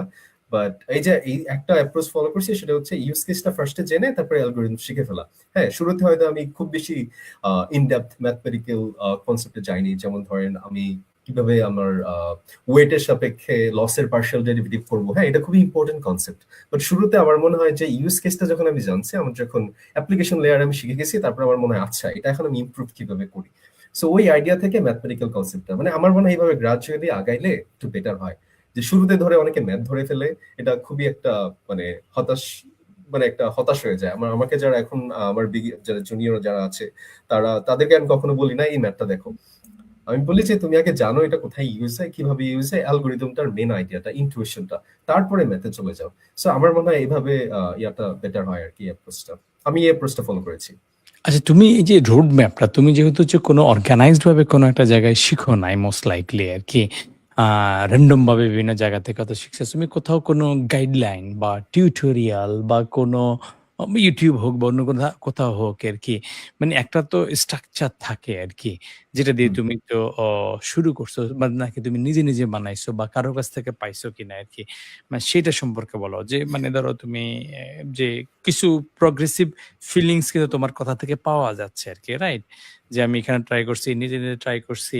তারপরে গিয়ে হয়তো ব্যাকওয়ার্ড প্রপাগেশন বা কিছু একটা বুঝছি। তারপরে হয়তো লাইব্রেরিতে গেছি বা কোন লাইব্রেরিটাকে তুমি ইউজ করছো বা আ কোন জায়গার জিনিসটাকে ইউজ করছো, এইটার আউটলাইন গুলো তুমি কোত্থেকে পাইছো? যেটাকে আমরা রোড ম্যাপ সাধারণত বলি আরকি। হুম, রোড ম্যাপটা কিন্তু হয়তো ডাইনামিক হয় অনেকের ক্ষেত্রে, অনেক ক্ষেত্রে ফিক্সড ও হইতে পারে যে আমি এক্সাক্টলি এটাই ফলো করছি। অথবা এখান থেকে কিছু নিছি, তারপরে আবার ওখান থেকে নিছি। তো এই জার্নিটার মানে আউটলাইনটা যদি বলো আরকি। হুম। সো আমার ব্যাপারটা হচ্ছে আমার সময় আরেকবার আমি বলতে গেলে লাকি হইলাম। এই কারণে যে আমার সময় ChatGPT ছিল। সো আমি ChatGPT কে বলছিলাম আমাকে রোডম্যাপ বানাই দিতে যে আমি এই কাজটা আল্টিমেট করতে চাই। আমি এই অ্যালগরিদম গুলো ইউজ করব। NLP তে আমি BART এপ্লাই করব, বাংলা BART, mBART সবগুলো এপ্লাই করব। এখন আমার কি, কি শিখতে হবে আমাকে বলো। তখন সে আমাকে একটা রোডম্যাপ বানায় দেয়। সো আমি রোডম্যাপটা ধরে, ধরে আসলে দেখা যায় একটা চ্যানেলে বুঝি নাই। যেমন শুরুর দিকে আমার একটু ভুলে স্ট্যাট কোয়েস্ট নামে একটা চ্যানেল ছিল। ওটাতে চলে গেলে দেখলাম উনি তো নিজে রিসার্চার, উনি পিএইচডি করা। উনি যেভাবে বোঝাচ্ছে আমি বুঝতে পারছি না। তখন হয়তো একটু অন্য চ্যানেলে গেলাম। মানে ব্যাপারটা হচ্ছে এরকম কনসেপ্ট আমি মানে টপিক জানি কি জানতে হবে। তখন হয়তো যেখান থেকে দেখে ফেলছি আরকি। আর একদমই না বুঝলে কোডটা দেখে বোঝার চেষ্টা করছি। সো এরকম ভাবে আরকি মিক্সড করা, ব্যালেন্স করা ছিল আরকি। সো এখানে তোমরা যারা আসলে তোমাদের সবাই কিন্তু এটা বুঝো। তো তোমাদের জন্য এটা আমি একটা পপ কুইজ দিয়ে দেই আরকি। রোড ম্যাপ আসলে কই পাওয়া যায়? তুমি যাই করো আরকি। সে AI/ML শিখো, অন্য কিছু শিখো, রোড ম্যাপটা, জার্নিটা, গাইডলাইনটা পাওয়ার এমন একটা জায়গায় তোমরা ৪-৫ বছর ধরে হচ্ছে বসবাস করতেছো যে মানে গত ৮-১০ বছর ধরে জিনিসটা অনেক বেশি জানা গেছে যে তুমি যদি ট্রুলি শিখতে চাও তোমার রিসোর্স এবং গাইডলাইন কিন্তু অভাব নাই। সো পপ কুইজ থাকলো যে গাইডলাইনটা কই পাওয়া গেছে? কোথায় পাইছে আরকি গাইডলাইনটা? আকাশ ভাই যে তার রোড ম্যাপটা কোথায় পাইছে? তোমরা অনেকে বলেছো AI/ML এর রোড ম্যাপ দেন, রোড ম্যাপ দেন। সো দেখি এটা সবার আগে কে অ্যান্সারটা দিতে পারে? আ আমাদের মিসবাহ পিয়াল সবার আগে অ্যান্সার দিয়ে দিছে যে, "ইয়েস ইউ নো দ্যাট।" এমন না যে তোমার এই জীবনে ১ম জানছো বিষয়টা আরকি। পার্থ মজুমদার বলে ফেলছে। ৩ নাম্বারে কে বলে দেখি আমাদের? আ আ নাম্বার 3 আমাদের মোহাম্মদ সজীব আরকি। যে তুমি কিন্তু জানো এটা তোমার কাছে কিন্তু সারপ্রাইজিং না, শকিং না, ওয়াও না। কিন্তু তুমি কি আসলে এপ্লাই করছো? সেটা জিজ্ঞেস করো। তো জিনিসটা তুমি জানো, বুঝো। এবার নিজেকে প্রশ্ন করো যে, আমি কোন রোড ম্যাপের জন্য কি আমি ইউজ করছি? আমি জানি এটা করা যায়। এই যে আকাশ ভাই করছে it's not like a super secret যে দুনিয়ার আর কেউ জানবে না বা তুমি জানবা না সেটা কিন্তু না। তুমি কি এই পারপাস এ ইউজ করছো কিনা? Ask yourself. করছো কিনা? তো এটাই আসলে ডিফারেন্স আরকি। টুলস সবার কাছেই আছে। রাইটফুলি অ্যাক্সেস তোমার পয়সাও দেয়া লাগে না। এমন না যে তোমার কাছে পয়সা দিতে হবে। কিন্তু আমরা ইউটিলাইজ করি কিনা সেটা তুমি নিজেকে জিজ্ঞেস করলে তুমি অ্যান্সার পেয়ে যাবা যে তুমি রাইট পথে আছো কিনা বা রং পথে আছো আরকি। সো একটু যদি আরেকটু সামনের দিকে আমরা আগাই, ধরো তুমি শিখতেছো, নিজস্ব রোডম্যাপ করতেছো, বিভিন্ন জায়গাতে শিখতেছো।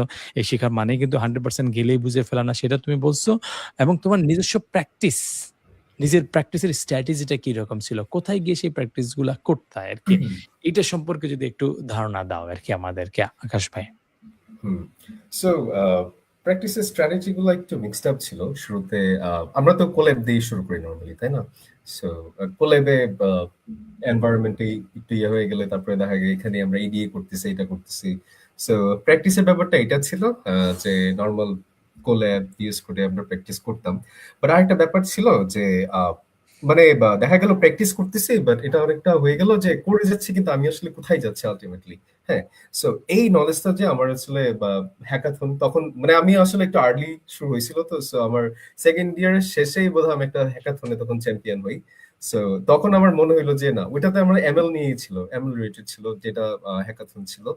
সো তখন ওটা থেকে বুঝতে পারি আচ্ছা আমি যে প্র্যাকটিস করতেছি তখন আল্টিমেট গোল হচ্ছে এইটা। এখানে যেতে হবে। মানে আমি শুধু রিসার্চ পেপারের জন্য কাজ করতেছি ঠিক আছে? বাট এরপরের গোলটা কি? রিসার্চ পেপারটা শেষ হয়ে গেলে আমার কি হবে? মানে ওই আইডিয়াটা এখান থেকে। মানে প্র্যাকটিসটা জাস্ট আমরা কোর ল্যাবে করলাম বা যেখানেই করলাম সমস্যা নাই। কিন্তু এরপরে আমার মনে একটা লং টার্ম ভিশন রাখা যে কিভাবে এরপরে কি হবে? মানে এরপরে আমার কি আসবে? একটার পর একটা, একটার পর একটা করতে থাকা। হ্যাঁ? সো এটা খুবই গুরুত্বপূর্ণ আমার কাছে মনে হয়। আচ্ছা, আমরা আর কয়েকটা প্রশ্ন নিব। তারপরে তোমরা যারা সেশনটা দেখতেছো তোমাদের প্রশ্নগুলা নিব। আনফরচুনেটলি প্রশ্নগুলা হচ্ছে আমরা যেখান থেকে লাইভ করতেছি সেখানে দেখতে পারতেছি না। তার মানে প্রশ্নগুলো আসলে আমি ৩-৪ টা প্রশ্ন হয়তো দেখতে পারি। আবার লাফ দিয়ে চলে যায় আরকি। অলরেডি কিছু প্রশ্ন আমি দেখতেছি মোশাররফ হোসেন করতেছে। আরো কয়েকজন করছে। তো এই তোমাদের প্রশ্নগুলো নিব। আমি আরো হয়তো ২-৩ টা প্রশ্ন পরেই তোমাদের প্রশ্নগুলো নেয়া শুরু করব। আমার দিক থেকে আর ২-৩ টা প্রশ্ন আছে। তারপরে যাবো আরকি। আ সো এর মধ্যে হচ্ছে তোমার আ একটা প্রশ্ন হচ্ছে তুমি কেইগেল সম্পর্কে আসলে কোন স্টেজে এসে তুমি কেইগেল সম্পর্কে জানছো এবং এইটাকে তুমি কিভাবে ইউটিলাইজ করছো? এই সম্পর্কে যদি আমাদেরকে বলো আরকি। হ্যাঁ, ওইটা হচ্ছে যখন আমরা ডেটা সেট খুঁজি, তখনই মূলত মেক্সিমাম জন আসলে Kaggle এর নাম জানে। বাট Kaggle এর ডেটা সেট হচ্ছে মেক্সিমাম সময় সিনথেটিক হয়। সো ওই ডেটা সেটটা খুব একটা ইউজ করলে আসলে লাভ হয় না। Kaggle এর ডেটা সেট আরো অনেক ভালো আছে। সো ডেটা সেট যখন আমরা খোঁজা শুরু করি, তখন UCL এ সম্ভবত আরো অনেক মানে রেপোজিটরি আছে যেগুলো অথেন্টিক ডেটাতে, Zenodo আছে। সো ওই ডেটা সেট খোঁজাটা থেকেই আসলে Kaggle এর শুরু। কিন্তু Kaggle তো আসলে ডেটা সেটের মধ্যে সীমাবদ্ধ নাই। সেখানে কেবল কম্পিটিশন হয়। তারপরে সেখান থেকে আমি অনেকগুলো কোর্স করেছিলাম কেবল থেকে। সেগুলো সার্টিফিকেট লিঙ্কডইনে খুব ভালো আমাকে হেল্প করেছে যে বিভিন্ন জায়গায় রেকমেন্ডেশনে। সো এগুলা কেবলে আলটিমেটলি এগুলাই করা যায়। মানে আমরা তারপরে কম্পিটিশন করা যায়। যদি কম্পিটিশন আমি এতটা করি নাই, বাট দেখা গেছে যে কম্পিটিশন করেছে এমন অনেক আমার সাথে রিচ করেছে যে ভাই এটা কি হয়। সো আমি তখন এক্সপ্লোর করলাম। কেবল কম্পিটিশনের বদলে আমি হচ্ছে রিয়েল ওয়ার্ল্ড এর প্রজেক্ট নিয়ে কাজ করছি বেশি হ্যাকাথন গুলাতে। সো বাট Kaggle আসলে খুবই ইন্টারেস্টিং। Kaggle কেউ সার্টিফিকেট নিতে পারে, অনেকগুলো ফ্রি কোর্স আছে। সার্টিফিকেট নিতে পারে, প্লাস হচ্ছে সে তার লার্নিংটার জন্য একটা কমিউনিটি পায়, অনেকে নোটবুক তৈরি করে রেখে দেয়। সো আমার যদি কুইকলি দেখা লাগে যে আচ্ছা এই অ্যালগোরিদমটা কোন কাজে ইউজ করছে, সো তখন Kaggle থেকে আমি নোটবুকটা ইজিলি দেখতে পারি, কার্নেল বলি আর কি আমরা এটাকে। সো খুব ইজিলি দেখতে পারি, গো থ্রু করতে পারি, এটার অ্যাকুরেসি কতটুকু তারা আনতে পারছে, এরকম অনেক আইডিয়া Kaggle থেকে পাওয়া যায়। সো বলতে গেলে এখন এমন একটা পর্যায়ে আসছে যে আলাদা রকম Kaggle নামটা মনে থাকে না, আমি এই জায়গায় যাবো, এটাই মানে একটা মানে ডিফল্ট হয়ে গেছে ব্রেনের মধ্যে যে এটা এটা যেতে হবে। এরকম যেমন হাগিং ফেস হয়ে গেছে, এগুলা এর জন্য আলাদাভাবে মেনশন করা হয় না, বাট এগুলা কিন্তু আমাদের জায়গা ডেটা সায়েন্সে আছে, যে Kaggle, হাগিং ফেস এবং আরো অনেক বিষয় আছে। এবং এই জিনিসগুলো করতেছো তুমি কিন্তু বেকার না, তুমি স্টুডেন্ট, রাইট? তোমার পড়াশোনা আছে, সেমিস্টার ফাইনাল আছে। তো এগুলোর ভিতরে তুমি কিভাবে আসলে ফোকাস টাইমটাকে ম্যানেজ করতে, এবং আমি যতটুকু জানি তোমার রেজাল্টও মোটামুটি একটা ভালোর দিকে আছে আর কি। সো এমন না যে ধরো তুমি টেনে টুনে ফেল করতে করতে এগুলা করতেছো, সেটাও কিন্তু না, আবার এগুলো তোমার কারিকুলামের মধ্যেও নাই আর কি।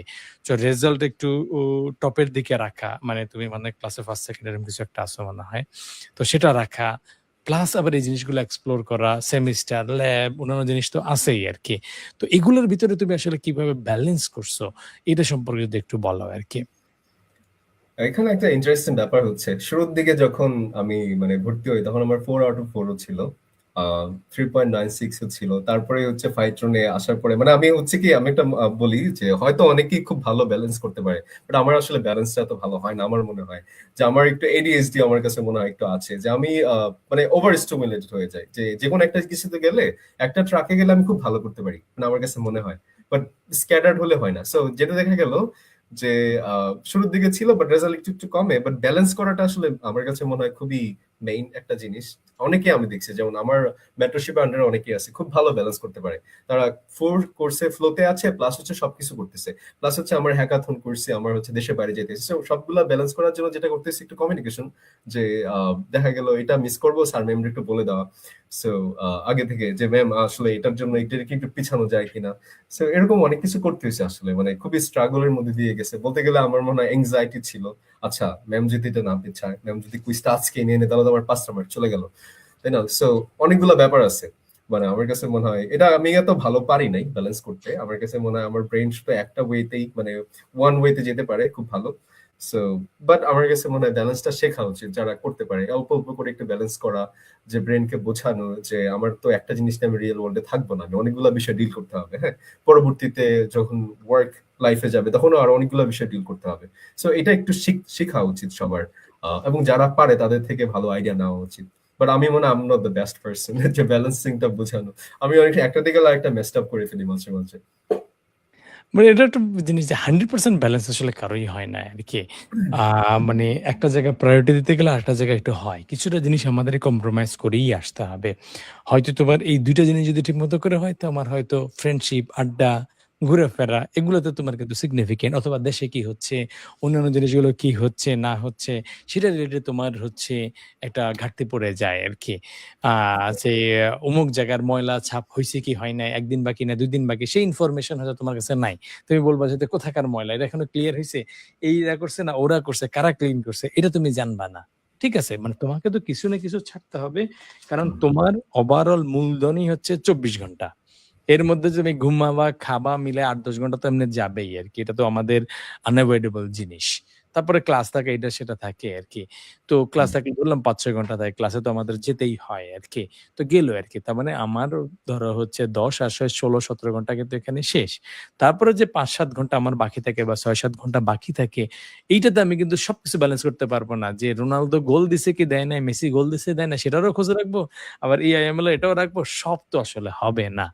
তো এইটা রাইট। আমাদেরকে কিন্তু একটু মাথায় রাখতে হবে। তো কিছু একটা প্রশ্ন চলে আসছে। আমি প্রশ্নগুলা নিবো এবং হচ্ছে এইখানে আরেকটু কয়েকটা প্রশ্ন আসতেছে। সবগুলা প্রশ্ন অ যতটুকু সম্ভব নেয়ার চেষ্টা করব।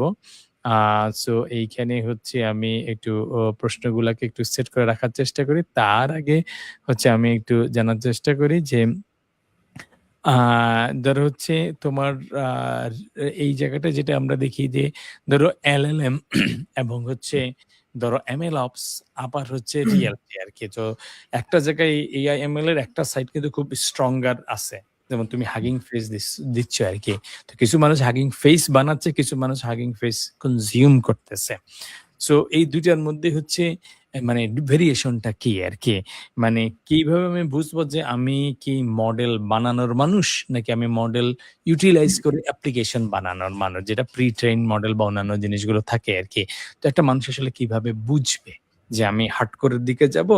নাকি আমি হয়তো এটাকে কনজিউম করে অ্যাপ্লিকেশন রিয়াল ওয়ার্ল্ড ইউজ এর দিকে যাবো আরকি। So ultimately most of the people যারা technology directly or indirectly use করে তারা somehow AI/ML এর সাথে থাকবেই আরকি। হয় তারা হার্ডকোর রিসার্চ মডেল টাইপের কাজ করবে, না হয় তারা এই প্রি-ট্রেইন মডেলগুলাকে ইউটিলাইজ করে অ্যাপ্লিকেশন বানাবে, নয় তারা এগুলাকে কনজিউম করবে। মানে সে যেই ফিল্ডের মানুষই হোক, ইন্টারনেট যদি ইউজ করে আল্টিমেটলি ৩ ক্যাটেগরি কোন ক্যাটেগরিতে পড়বেই। সো তুমি কিভাবে জাস্ট থাম্ব রুল, তোমার থাম্ব রুল হয়তো অন্য আরেকজনের থাম্ব রুল ডিফারেন্ট হইতেই পারে আরকি।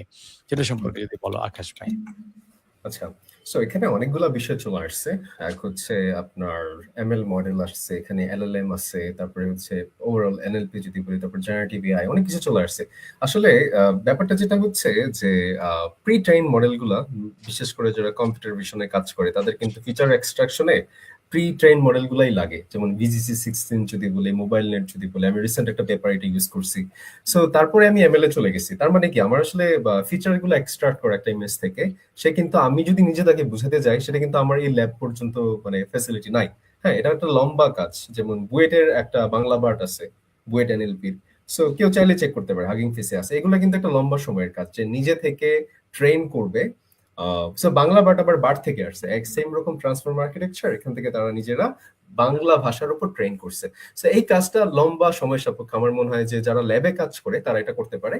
বাট শুরুতে যারা ইউজ করবো তারা ম্যাক্সিমাম সময় দেখা গেল আপনি ফাইন টিউন করতে পারেন, এটাকে ট্রান্সফার লার্নিং বলা হয়। যে অনেকটা হচ্ছে এরকম যে এই মডেলে তো অনেক কিছু জানে, আমার সবকিছু তার সব জানতে হওয়া লাগবে না আমার জন্য, আমি তাকে যেই জায়গাগুলো আমার দরকার নেই সেই জায়গাগুলো আমি ব্লক করে দিব। হ্যাঁ, আমি শুধু স্পেসিফিক জিনিসের জন্য তাকে তৈরি করলাম, এটাকে ফাইন টিউন বলা হয়। সো ফাইন টিউনিং একটা বেটার অ্যাপ্রোচ হতে পারে। তারপরে আমি হয়তো আমার মডেলটা হাগিং ফেসে রাখতে পারলাম, মানুষ ইউজ করতে পারলো। সো এভাবে আসলে কিন্তু কন্ট্রিবিউট করা যায় কমিউনিটিতে। এমন না যে আমি রেখে দিব নিজের কাছে বানিয়ে। সো আলটিমেট মানুষের দেখাইতে হবে, এটা সিভিতে স্ট্যান্ড আউট করতে হবে যে আমি যে বানাইছি এটা আমি এটা মানুষকে যাতে বলতে পারি। সো শুরুটা এভাবেই হয় যে শুরুতে আমরা ইউজ করব, বিশেষ করে মেশিন লার্নিং মডেলগুলো ওইভাবে হাগিং ফেসে রাখা যায়। বাট ফান টিউনের দিকেই আসলে আলটিমেট যাওয়া উচিত। বাট কেউ যদি চিন্তা করে এখন আমি নিজে ট্রেন করে আলটিমেট একটা মডেল বানাবো, তো ওইটা একটা আমার কাছে মনে হয় না এটা তাদের জন্য। স্টুডেন্ট আমি ধরে নিচ্ছি বিগিনার, মানে আমার মেন্টরশিপে যারা আছে তারাও অনেক বিগিনার। সো তারা আমার কাছে মনে হয় না এটা ফিজিবল হবে, ফিজিবল আইডিয়া হবে, যেটা এখন দরকার নাও বলতে পারে। পরে তো ল্যাবে তারা কাজ করে, যদি কোনো ল্যাবে তারা কাজ করে রিসার্চার হিসেবে, তখন তো ডেফিনেটলি তাদের করতে হবে এটা, এটা আর কি। আচ্ছা, তোমাদের যারা শুনতেছো তাদের জন্য একটা পপ কুইজ। আমরা তোমাদের প্রশ্নে চলে যাবো। এখানে একটা পাখির কথা বলছে আরকি। দেশীয় একটা পাখির কথা বলছে। এটা আসলে কি? তোমরা ঠিকমতো অ্যাটেনশন দিচ্ছ কিনা সেটার জন্য তোমাদের কুইজ থাকলো। দেখি কে অ্যান্সার দেয়। তোমাদের অ্যান্সার গুলো শুনি। তারপরে হচ্ছে আমরা তোমাদের প্রশ্নের কাছে চলে যাবো আরকি। বেশ কয়েকটা প্রশ্ন এখানে আছে। সো ভাই একটা দেশি পাখির কথা বলছে। পাখির কাছাকাছি একটা জিনিস বলছে যেখানে আমাদের দেশের যেকোনো জায়গার একটা মানুষজন ট্রেন করার চেষ্টা করছে আরকি। সো সেই জায়গাটায় আমাদের তোমরা কারা শুনছো সেই অ্যান্সার গুলো একটু দেখার চেষ্টা করি। তারপরে হচ্ছে তোমাদের বাকি তোমাদের প্রশ্নগুলাতে চলে যাবো আরকি আমরা। সেখানে প্রশ্নগুলো হচ্ছে আমি ৪ টা প্রশ্ন দেখতে পাচ্ছি এট a টাইমে। বাকি প্রশ্নগুলো দেখতে পাচ্ছেন। একজন আমাদের ওয়ালিউল্লাহ, সে হচ্ছে মোটামুটি অ্যাটেনটিভ মানুষের মধ্যে আছে। প্রিয়াঙ্কা রায় পাওয়া গেছে। তারপরে হচ্ছে আমাদের জিনিসগুলো আচ্ছা ঠিক আছে। বার্ড বানানটা যাই হোক যেরকম হওয়া দরকার ছিল সেরকম হয় নাই। কাছাকাছি হইছে, ব্যাপার না।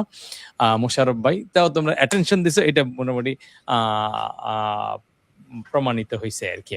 সো কয়েকটা প্রশ্ন তোমাদের কাছ থেকে আমরা নিয়ে নিব। তোমরা আস্তে এটা প্রশ্ন করে ফেলো। সজীব ভাই অ্যান্সার দিয়ে দিছে। আমাদের ইশরাত জাহান অ্যান্সার দিয়ে দিছে। তার মানে কিছুটা অ্যাটেনশন ওরা দিচ্ছে আরকি। সো এবার আমি হচ্ছে কয়েকটা প্রশ্ন আমার এখানে আছে সেখান থেকে নিয়ে যাওয়ার চেষ্টা করি। আ সো এখানে একটা প্রশ্ন, এই প্রশ্নটা করছে আমাদের সজীব ভাই। সজীব ভাই একটা অনেকগুলো ১০ টা প্রশ্ন করছে। তার মধ্যে একটা প্রশ্ন আমি নিয়ে ফেলি যে ডিএসএ আর ম্যাথ, ঠিক আছে? এআই, এমএল ক্যারিয়ার শুরু করার জন্য কোনটাতে আগে ফোকাস দেয়া উচিত আরকি? এই সম্পর্কে কি মনে করো আকাশ ভাই? আচ্ছা। সো জিএসএ মানে এটা কিন্তু এই যে আমি শুরুটা করছিলাম এটা দিয়ে যে আমার কম্পিউটেশনাল থিংকিংটা দরকার। হ্যাঁ? সো আল্টিমেটলি কেউ যখন এই মানে জায়গাতে ডেভেলপমেন্টে যাবে, আরো অনেক কিছু এক্সপ্লোর করবে, তখন ডিএসএ টা তাকে আগে রাখবে। আরেকটা কথা বলা যে কোম্পানিগুলা, যে অনেক কোম্পানি দেখি যে শুরুতে ডিএসএ টা দেখে তারপরে হচ্ছে তার এমএল নলেজ টেস্ট করে, এরকম আছে কোম্পানি। সো ডিএসএ টা তো দরকার, তাই না? ডিএসএ টা এত বেশি গ্রাইন্ড করতে হবে তা না, ব্যাপারটা হচ্ছে ফান্ডামেন্টাল জিনিসগুলো জেনে ফেলা, এটা একটা ব্যাপার। আর ম্যাথ, সো ম্যাথটা নিয়ে আসলে অনেকেই একটু ভয় পায়। যে শুরুর দিকে হয়তো আমারও ভয় ছিল, বাট আমি কিছুটা জিনিস মানে ইনটুইশন ক্লিয়ার করে রাখছিলাম। সো ম্যাথ লাগবেই আলটিমেটলি, আপনি এখানে ম্যাথ ছাড়া থাকতে পারবেন না। মানে আপনি শুরুতে স্ট্যাটিস্টিক্স না জানলে আপনি কিভাবে বুঝবেন আপনার ডেটাটা লেফট স্কিউ নাকি right skew, variance, standard deviation, এগুলা মানে কিভাবে না বুঝলে আপনি তো ডেটার বুঝতে পারবেন না, ডেটার ইনসাইটটা বুঝে যাবে না। কারণ আমাদের মেশিন লার্নিংটা আসছে কিন্তু স্ট্যাটিস্টিক্যাল যে আগে মেথড গুলো ছিল সেটা থেকে, সেটার একটা ভার্সন হিসেবে আসছে। যেটা অলরেডি স্ট্যাটিস্টিক্স দিয়ে সলভ করা যায়, সেটা আমি মেশিন লার্নিং এ কেন আসবো? এটা আমার প্রশ্ন। যে শুরুতে জানতে তো হবে যে আমার মেশিন লার্নিং এর কেন দরকার। কারণ কথা হচ্ছে যে অনেক সময় একটা ব্যাপার আছে মশা মারতে কামান দাগার মতো। যে ও আমাদের ওই স্যার একটা কথা বলছিল, এখনো মনে আছে, যে তুমি ফার্স্টে দেখবা না তুমি এমএল ইউজ করবা, ফার্স্টে তুমি দেখবা প্রবলেমটা সলভ করবা, রাইট? এখন দেখবা যে তারপরে কিভাবে সলভ করা। আমি অনেকে প্রি ডিফাইন বসে থাকে না, আমি এমএল ইউজ করব, না দরকার হলে ইউজ করবো। সো তখন আসলে আর রিসার্চ পেপারটা আলটিমেটলি খাবি খায় যে কনফারেন্সে প্রশ্ন করতে পারে আপনার তো এমএল ছাড়াই তো আমি পারি, আপনি আপনার এমএল ইউজ করছেন এটাতে। সো এটা হচ্ছে ব্যাপার। এই থিঙ্কিংটা আসার জন্য আমার দরকার হচ্ছে ম্যাথ। তো ম্যাথে হচ্ছে ভয় লাগাচ্ছি না, ম্যাথে হচ্ছে যেমন আমার ডিপ লার্নিং পুরোটাই কিন্তু ম্যাট্রিক্স মাল্টিপ্লিকেশন, লিনিয়ার অ্যালজেব্রা। তারপর হচ্ছে আপনি যদি ফরওয়ার্ড, ভাই একটা কথা বলছিল যে ব্যাক প্রপাগেশন পুরোটাই কিন্তু পার্শিয়াল ডেরিভেটিভ। যে আমি একটা করে যাচ্ছি, হ্যাঁ, আমার প্রত্যেকটা হিডিং লেয়ারে যাচ্ছি, গিয়ে আমি ওইটাকে চেঞ্জ করতেছি, চেঞ্জ করে আবার আমি সামনের দিকে যাচ্ছি। তো এটা কিন্তু মানে আমাদের আরেকটা হচ্ছে অ্যাক্টিভেশন ফাংশন গুলা, সেগুলোর আমার পার্শিয়াল ডেরিভেটিভ করতে হবে যাতে আমার অপটিমাইজেশন করার জন্য। সো এই সবগুলো আমার আইডিয়াটা লাগবে। এখন কথা হচ্ছে এটা কি বস হইতে হবে? না, বস হইতে হবে না। আমার জাস্ট বুঝলে হবে যে আমি কখন শুধু নর্মাল ডেরিভেটিভটা ইউজ করবো, কখন পার্শিয়াল ডেরিভেটিভ ইউজ করবো, কখন আমি এটা ইউজ করবো, এটা জানলেই হবে আমার কাছে মনে হয়। জাস্ট চেইন রুল জেনে ফেললে এই ব্যাপারগুলো খুব একটা কঠিন না। মানে ম্যাথটাকে ভয় পেয়ে বসে থাকলে আলটিমেট সব জায়গায় সাফার করতে হবে। কেউ যদি সিস্টেম ডিজাইনে যায় তখন সেখানেও ম্যাথ আছে। সো সফটওয়্যারও কিন্তু ম্যাথ আছে বলতে গেলে। মানে ম্যাথটা লাগবে আলটিমেট, আমাদের জীবনের একটা অংশ। বাট পার্সপেক্টিভ চেঞ্জ করে অনেক কিছু করা যায় আমার কাছে মনে হয়। থ্যাংক ইউ আকাশ ভাই। আরো কিছু প্রশ্ন আছে, কাছাকাছি টাইপের প্রশ্ন, কিছু কয়েকটা অ্যান্সার কিন্তু এখানে হয়ে গেছে। যেমন আমাদের জনি ভাই জিজ্ঞেস করছিল সে সিএসসি ফান্ডামেন্টাল করছে কিনা। ইয়েস ভাই, তো করছে, কিছুক্ষণ আগে বললাম। এটা কতটুকু কাজে লাগে সেই জিনিসটার একটা বিষয়। এখানে আরেকটা জিনিস তোমাদের একটু বুঝতে হবে যে ইয়েস, একটা জিনিস যেই ফিল্ডে তুমি যাও না কেন সেই ফিল্ডে ভালো করতে এরকম ৫ ৭টা ১০টা জিনিস লাগে। ৫-৭টা ১০টা জিনিস তুমি যদি করেই শুরু করতে পারো তাইলে থিওরিটিক্যালি ভালো। কিন্তু প্র্যাকটিক্যালি এটা পসিবল হয় না। যে আচ্ছা আমি সাপোজ AIML করব অথবা হোয়াটএভার করব। এটার জন্য যতটুকু ম্যাথ লাগে সব আমি আগে শেষ করে ফেলবো। যতটুকু পাইথন লাগে সব আগে শেষ করে ফেলবো। এটার জন্য যতটুকু ইংরেজি লাগে সব আগে শেষ করে ফেলবো। যতটুকু মানে পিসি লাগে সেটা আমি আগে সব সেট করে ফেলবো। মানে যত কিছু লাগে দুনিয়ার সবকিছু সরঞ্জাম আগে জোগাড় করে ফেলবো। বিষয়টা মোটেও এরকম না। এরকম করাটা প্র্যাকটিক্যালি পসিবল না। ২-১ জন থিওরিটিক্যালি হয়তো করতে পারে আরকি বা কোনো কারণে হইতে পারে। বাট মেজরিটি হচ্ছে তুমি ১টা-২টা জায়গায় কিছু একটা তোমার থাকবে অথবা নাও থাকতে পারে। কিন্তু চলতে জিনিসগুলোকে ফিগার আউট করবা। যে এই যে কয়েকজনে বলতেছিল ম্যাথকে ভয় পায়। ম্যাথকে তুমি ভয় পাইতেই পারো। হয় তুমি ম্যাথ ভয়টাকে নিয়ে অন্য কিছু করো। যাও ম্যাথরে ভয় পাও, অন্য কিছু করো, কোনো সমস্যা নাই। অথবা ম্যাথ ভয় আছে কিনা এটা নিয়ে আমার জানার কোনো বিষয় না। আমি এই লাইনে শুরু করলাম, সামনে যা লাগবে আমি শিখব। যখন যেটা লাগবে। তুমি যে স্ট্যাটিস্টিক্স এর সব আগে শিখে আসবা, এটা প্র্যাকটিক্যালি হয় না। সবাই তো স্ট্যাটে আ ধরো মানে মাস্টার্স পিএইচডি করে তারপরে আসবে না। এটা আসলে প্র্যাকটিক্যালি হয়ও না। যেমন একজন আরেকটু বলতেছিল সম্ভবত হচ্ছে তোমার ডাটা ক্যাম্প থেকে শিখতেছে সম্ভবত যে আমি হচ্ছে স্টার্ট করছিলাম ডিরেক্ট ডাটা ক্যাম্প থেকে। আই থিংক বাংলাদেশ থেকে বেশি অপরচুনিটি ছিল না দ্যাট টাইম আরকি। আইডিয়া রিয়েল লাইফে এক্সিকিউট করার জন্যই আই থিংক পাইথন বা আদার্স ল্যাঙ্গুয়েজ জানাটা ইম্পোর্টেন্ট। আপনি কি জাস্ট এমএল এ ওই যে কেগেল এর কম্পিটিশন এর কথা হয়তো বলতেছেন নাকি হচ্ছে ডিপ লার্নিং এর উপরে করছে বা অন্য এআই এর উপরে করছে কিনা আরকি। সো মানে প্রোগ্রামিং ল্যাঙ্গুয়েজ তোমার জেনারেল ভাবে জানার দরকার আছে। পাইথন বাই ডিফল্ট AIML এর ক্ষেত্রে লাগে। বাট আল্টিমেটলি বিষয় হচ্ছে যে তুমি পাইথন পুরোটা শিখেও আসতে হবে বিষয়টা এরকম না। একটা প্রোগ্রামিং ল্যাঙ্গুয়েজ ভালোভাবে শিখে আসতে হবে আরকি। তারপরে তুমি সুইচ করতে পারো, অন্য জিনিসগুলো করতে পারো। তো যাই হোক আমি এই অ্যান্সার গুলো একবার একটু মিক্সড ভাবে জিজ্ঞেস করে ফেলি। সেটা আমাদের আকাশ ভাইকে যে তুমি কেইগেলের মানে কম্পিটিশন কোন টাইপের কম্পিটিশন করছো এই টাইপের একটা বিষয় এবং পাইথনই শিখে আসতে হবে এরকম কোনো বিষয় আছে কিনা? আপুর এই ২ টা প্রশ্ন আমরা নিয়ে নিলাম আরকি। হুম, হুম। আচ্ছা, শুরুতে হচ্ছে আমি কেকুলে এত কম্পিটিশন করি নাই। কেকুল কম্পিটিশন দেখা হয়েছে, হয়তো সাবমিট করা হয়েছে। বাট আমি হ্যাকাথন করেছি। তো আ কেবল হচ্ছে প্লেগ্রাউন্ড, রাইট? হ্যাকাথন হচ্ছে একটা রিয়েল জায়গা। সো আসলে আমি অল্প সময়ের মধ্যে অল্প টাইম উইন্ডোতে অনেক কিছু করছি তো। সো আমার কেগলে এতটা সময় দেওয়া হয় নাই। বাট ইয়েস, অনেক কেগুলো তো ডেইলি ইউজ করা হয়। আরেকটা ব্যাপার হচ্ছে পাইথনই শিখে আসতে হবে বলতে মানে পাইথনটা কেন লাগবে? কথা হচ্ছে পাইথন কিন্তু যারা সি প্লাস প্লাস থেকে আসতেছে তারা কিন্তু অলরেডি মানে ইনটুইশন আছে যে আচ্ছা আমি কিভাবে একটার পর একটা ওয়েতে যাব। সো পাইথন আমাকে এটা ইজি করে দিচ্ছে, তাই তো? আর পাইথনের রিসোর্স বেশি। আমাদের মেশিন লার্নিং কমিউনিটিতে কিন্তু পাইথনটা খুব বেশি ইউজ হয়। এখানে চাইলে একটা কোড আপনি জেনারেট করে ফেলতেছেন। আপনি যেকোনো জায়গা থেকে পাইথনের কোড নিতে পারতেছেন। এবং লাইব্রেরি গুলো কিন্তু পাইথনের উপর বেসড করে লেখা ম্যাক্সিমাম। আপনি সাইকিট লার্ন এর কথা বলেন, আপনি সাইকিট লার্ন ইউজ করতে হবে। সো আপনি পাইটর্চ এর কথা বলেন। সো আমার কাছে মনে হয় যে এর জন্যই পাইথনেই থাকাটা উচিত। তবে আমার কাছে মনে হয় পাইথনে ইনস্ট্যান্ট জাম্প করা উচিত না। এর কারণটা হচ্ছে যে মানে একটা কথা বলে মানে সবাই প্রফেশনাল কমিউনিটিতে পাইথন হচ্ছে যারা খুবই এক্সপার্ট তাদের জন্য। কারণ হচ্ছে যে পাইথনে অ্যাবস্ট্রাকশন খুব চরম লেভেলে বেশি, হ্যাঁ? আপনি প্রোগ্রামার আমার মনে হয় না আল্টিমেট পাইথন দিয়ে আমি জানি না, I could be wrong, but আমার কাছে মনে হয় পাইথন আমাকে ওই চিন্তার জায়গাটা কম দিচ্ছে। যে অনেক কিছু হয়ে যাচ্ছে। ভিতরে কি হচ্ছে আমি আসলে বুঝতে পারছি না।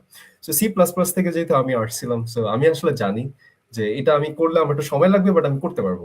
তাই না? সো আমার কাছে মনে হয় যে এটা একটা ব্যাপার। বাট পাইথনে করাটা উচিত এই কারণে যে এমএল এ যদি আমি কন্টিনিউয়াসলি করতে থাকি তখন পাইথন আমার সুইচ করতে হবে। এটা ছাড়া আসলে উপায় নাই। বাট অনেক সময় কেউ চাইলে একটু টয় প্রজেক্টের জন্য হয়তো লিনিয়ার রিগ্রেশন চাইলে সি প্লাস প্লাস দিয়ে ইমপ্লিমেন্ট করতে পারে, বাট এটা আলটিমেটলি আপনার হেল্প করবে না সিবিতে এগুলোতে, রাইট? সো না ইকোসিস্টেমটা আসলে পাইথন মোটামুটি ইকোসিস্টেমটাকে ওন করে। হয়তো অনেক জায়গায় করা যেতে পারে। যেমন হচ্ছে পাইটর্স বা এই টাইপের জিনিসগুলো টেনসরফ্লো কিন্তু জাভাস্ক্রিপ্ট দিয়ে করা যায় সেটা ঠিক আছে। কিন্তু ইকোসিস্টেমটা কিন্তু পাইথন ওন করে মেজরিটির বিষয়টাতে। এবং মেক্সিমাম প্যাকেজ কিন্তু আমরা যদি ঘাটে দেখি সেগুলো সি প্লাস প্লাস এর লেখা। তারপরে সেটা হচ্ছে পাইথনের র‍্যাপার দিয়ে আমরা ইউজ করি আরকি। এরকম অনেক আছে আরকি। ওপেনসিপি এটা সেটা আরো অনেক কিছু আছে যেগুলো আসলে অরিজিনালি এই ওভারঅল যে ফ্রেমওয়ার্কটা সেটা কিন্তু সি প্লাস প্লাসে লেখা, তারপরে পাইথন দিয়ে সেটাকে র্যাপিং করা হয়েছে আর কি। তো এরকম কিছু বিষয়াদি আছে আর কি, যে কত বেশি আমাদের এখন চিন্তা করারই দরকার নাই আর কি।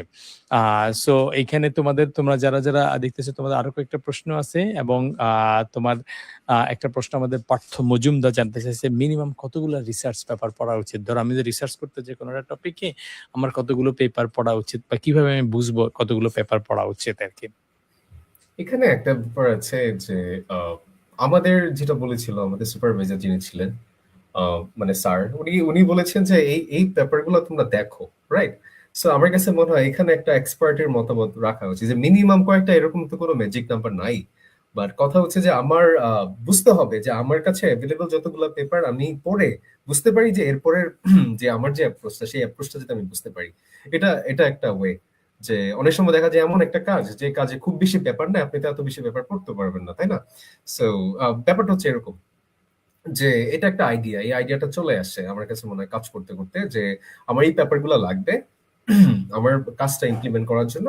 ওইখান থেকে আসলে মানে পেপার পড়ার আইডিয়াটা চলে আসে। বাট এরকম ফিক্সড কোনো নাম্বার আসলে নাই যে মিনিমাম কয়টা পড়তে হবে, এরকম কোনো নাম্বার নাই, কেউ নাম্বার দেয় না এরকম। একটা কমফোর্ট লেভেলে তোমাকে ঢুকতে হবে, যে আমি অ্যাটলিস্ট রিজনেবল একটা এই ফিল্ডটাতে ঢুকার জন্য, যে আমি হয়তো 20টা পেপার পড়লাম ফর এক্সাম্পল। তার মানে আমি রিসার্চ এই ফিল্ডে করার জন্য অ্যাটলিস্ট একটা আইডিয়া নিছি, এবং বেশ কিছু সিমিলার হয়তো লিটারেচার রিভিউ আমি করে নিছি। আমি মোটামুটি একটা ফিলিং পাচ্ছি যে ওকে, আমি একটা এরিয়াতে কাজ করার জায়গা পাইছি, এবং এই জায়গাটার মধ্যে কোনো অ্যাঙ্গেলে যে নোবেলটি যেটা বলে, মানে নতুন কিছু অ্যাড করার একটা অ্যাঙ্গেল বা ফিলিং আমার কাছে আছে। তো এই ফিলিংটা পাওয়ার জন্য হচ্ছে কারো হয়তো 10-15টাতে পড়লেও হয়ে যেতে পারে, কারো হয়তো দেখা গেছে 30-40-50টা পরে। কেউ কিন্তু যারা পিএইচডি করে তারা হয়তো 1 বছর ধরেই লিটারেচার রিভিউ করতে থাকে আর কি, করে তার রিসার্চের অংশটাকে সে বের করার চেষ্টা করে। তো এবং এটা অনেক ক্ষেত্রে দেখা যায় যে একজন যেই অ্যাডভাইজার থাকে বা রিসার্চের যে লিড থাকে, যারা অলরেডি রিসার্চ করে আসছে, তারা যখন এই জুনিয়ররা যখন লিটারেচার রিভিউ করে, তাদের রিভিউ, তাদের যেই প্রজেক্টের প্রপোজাল, সেই জিনিসগুলো দেখেই ওনারা সেন্স করতে পারে, যেহেতু ওনারা অনেক বছর করছে, ওনারা হয়তো মোস্ট লাইকলি পিএইচডি করে আসছেন, এবং নিজেরা হয়তো 2-4-10 বছর ধরে পেপার পাবলিকেশন করে। তখন এই যে জুনিয়র একটা লিটারেচার রিভিউ করে সে তো রিপোর্ট করে, মানে নিজে সাধারণত করে না। তখন ওনারা একটা ফিলিং পায়, ওনাদের ডোমেইন নলেজ থাকে আর কি, বা ওনারা ওই ফিল্ডে যেহেতু কাজ করে, যে ইয়েস এটা একটা হইতে পারে, তখন গিয়ে আসলে মোটামুটি একটা অফিসিয়াল কনক্লুশন তৈরি হয় যে লাগে। অনেক ক্ষেত্রে এরকমও হয় যে লিটারেচার রিভিউ করতে এমন একটা জায়গায় আসছে, তখন স্যার বলে যাচ্ছে তুমি এখন এই টপিক নিয়ে আরো কিছু লিটারেচার পড়ো, বা এই টপিকের উপর আরো কিছু পড়ো, করে সে একটা প্রপোজাল রেডি করার চেষ্টা করে। অ্যাট দ্য সেম টাইমে যে লিড আছে রিসার্চের, যেই হেড অফ দ্য লিড সাধারণত প্রফেসর বা ফ্যাকাল্টি সাধারণত হয় আর কি, ওনারা যখন এই কনফিডেন্সটা ফিল করে যে যাওয়া যাইতে পারে, and that's your official ending of literature review আর কি। যে এর কাহিনী হচ্ছে আমি এই এরিয়াটা সম্পর্কে একটা রিজনেবল ধারণা হয়েছে, এবং এই যে রিসার্চটা করব সেটার একটা ভালো পটেনশিয়াল আছে। হয়তো এটা কোনো একটা কনফারেন্স পেপার হইতে পারে বা জার্নাল হইতে পারে, যেটা হইতে পারে সেই অর্থিনেসটা বোঝা যায় আর কি। অথবা এটা পুরোটা আমরা করতে পারবো না, অর্ধেক করতে পারবো, বা এত অনেক হার্ড প্রবলেম, এটা প্র্যাকটিক্যালি সলিউশন না, ফিজিবল না, এটা রিসার্চ এরিয়া পাওয়া গেছে কিন্তু এটা ফিজিবল না, এটার জন্য আমাদের হয়তো হিউজ কিছু একটা রিসোর্স লাগতে পারে, বা ব্লা ব্লা ব্লা ব্লা, এরকম অনেক কিছু ফ্যাক্টর থাকে আর কি। তো আমরা হচ্ছে আরেকটু আগানোর চেষ্টা করি। যেমন আমাদের আতিক বা রাতিক, সে বলতেছে যে আমরা যদি হচ্ছে এআই এমএল শিখাতে গেলে আমাদেরকে কি আগে সিএসসি ফান্ডামেন্টাল কোর্সটা করা আসাটা প্রয়োজন কিনা আর কি, এই বিষয়ে তোমার অভিমত কি আর কি? সো এখানে আসলে আমার আইডিয়াটা, মানে ব্যাপারটা হচ্ছে যে এটা আপনার কি আসলে সিএসসি ফান্ডামেন্টাল লাগবে কিনা, মানে এটা আপনার বোঝা। যে মনে করেন আমার কাছে কিছুই নাই, আমি জানি না যে অ্যালগরিদম একটা কিভাবে কাজ করে, এগুলা কাজ করে, এটা এখন তো লাগবে না। শুরুতে আপনার রিসার্চে গেলে আপনার ইবিএ এগুলা করতে লাগবে না। বাট এই যে সাস্টেইন করাটা বলতেছিলাম আমি, যে এই ফিল্ডে সাস্টেইন করতে হলে পরবর্তীতে হয়তো আপনি ধরলেন আপনি রিসার্চ করবেন না, আপনি একটু ডেভেলপমেন্টে চলে যাবেন, তখন আলটিমেটলি আপনার সব ঘুরে ফিরে লাগতেছে, রাইট? আবার জব ইন্টারভিউর একটা ব্যাপার আছে। সো এটা আসলে ডিপেন্ড করে যে এখন সে কোন জায়গায় আছে। সে যদি ইউনিভার্সিটি ফাইনাল ইয়ারে গিয়ে চিন্তা করে আছে আমি সিএসসি ফান্ডামেন্টাল করে তারপর এটাতে যাব, মানে এটা একটা রিসার্চ পেপারে যেমন আমরা শুরুতে ফিজিবিলিটি টেস্ট করি, আমার কাছে মনে হয় নিজের ফিজিবিলিটি টেস্ট করা উচিত, যে আমার আসলে এখন মানে অবস্থাটা কি। হ্যাঁ, অবশ্যই ফান্ডামেন্টাল নলেজটা খুব ভালো, রাইট? সো ফান্ডামেন্টাল নলেজটা অনেক ভালো। এটার কিন্তু ডিনাই করার কোনো ওয়ে নাই। আমরা কম্পিউটার সায়েন্সের যেহেতু মানুষ বা যারা কম্পিউটার সায়েন্স থেকে না, তাদের কিন্তু ফান্ডামেন্টাল নলেজটা অনেক হেল্প করে লাইফে। বোঝা যে কম্পিউটেশনাল থিংকিংটা। সো বাট এটা আল্টিমেটলি মানে একটু কনফিউশন মানে আমারও যে আসলে উনার কি করা উচিত। এটা উনার হয়তো নিজে বোঝা উচিত যে আসলে আমার হ্যাঁ, এটা দরকার কিনা। তো জেনারেল ভাবে হচ্ছে মানে ২ টা জিনিস। যেটা আসলে ধরো কোন একটা কোর্স করতে হবে বিষয়টা ওইরকম না। বিষয়টা হচ্ছে এই জিনিসগুলো তোমারে জানতে হবে। যদি তুমি ডিরেক্টলি অর ইনডিরেক্টলি এই ডেভেলপমেন্ট ফিল্ডে থাকো আরকি। ইটস নট অ্যাবাউট মোস্টলি যে আচ্ছা এই যে একটা অ্যালগরিদম আছে বা ডাটা স্ট্রাকচার আছে আরকি। আমি যে ট্রি বুঝতে হবে, ট্রি তো ChatGPT বললেই আমাকে দিয়ে দিচ্ছে। বিষয়টা এরকম না যে আমি ট্রি লিখতে পারি কিনা অথবা আমি ট্রি এর কোড বানাইতে পারি কিনা বা কারো কাছ থেকে নিয়ে আসতে পারি কিনা সেটা আসলে মেইন ফ্যাক্টর না। মেইন ফ্যাক্টরটা হচ্ছে আমার ব্রেইনের ভিতরে আমি লজিক্যালি স্ট্রাকচার করতে পারি কিনা। এটার উপরে কি হবে? তাহলে ফিউচারে অন্যান্য জায়গায় অন্যান্য কাজ হয়তো ডিফারেন্ট ভাবে কিছু একটা করব। এক্সাক্টলি যে ধরো লিংক লিস্টই একটা মানুষ ইউজ করবে বিষয়টা এরকম না। করবে কিছু, কিছু ক্ষেত্রে তো ইউজ কেস তো ডেফিনিটলি আছে। But it gives you the way to think, কিছু প্যাটার্ন দেয়, কিছু রিকগনিশন দেয় এবং সেই কোনো একটা রিয়েল ওয়ার্ল্ড সিনারিওটাকে একটা স্ট্রাকচারে নিয়ে আসা বা একটা প্রসেসের ভিতরে অ্যালগরিদম বা কোনো একটা প্রসেসের মধ্যে নিয়ে আসার একটা প্র্যাকটিস তোমাকে দেয়।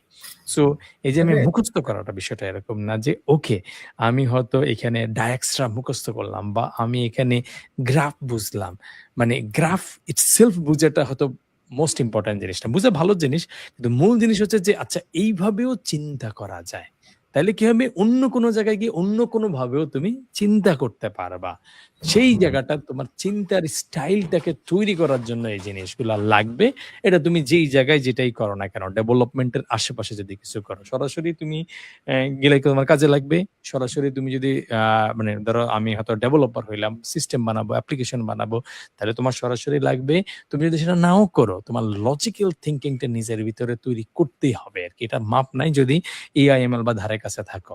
এবং সেইটা তুমি নিজে, নিজেও করতে পারো অথবা কোর্স করেও করতে পারো। তুমি যদি ধরো সিএসসি ফাইনাল ইয়ারে আসো, ভাই আমি যখন পড়ছিলাম এই সাবজেক্ট গুলো ভালো করে খেয়াল করে পড়ছিলাম এবং ভালো মার্কসও পাইছিলাম। নিজে বুঝে শুনে পাইছিলাম আরকি। তাহলে তোমার দরকার নাই। আর তুমি বলছো ভাই পড়ছিলাম কিন্তু কি যে পড়ছি আমি নিজেও জানি না, পাস কেমনে করছি তাও জানি না।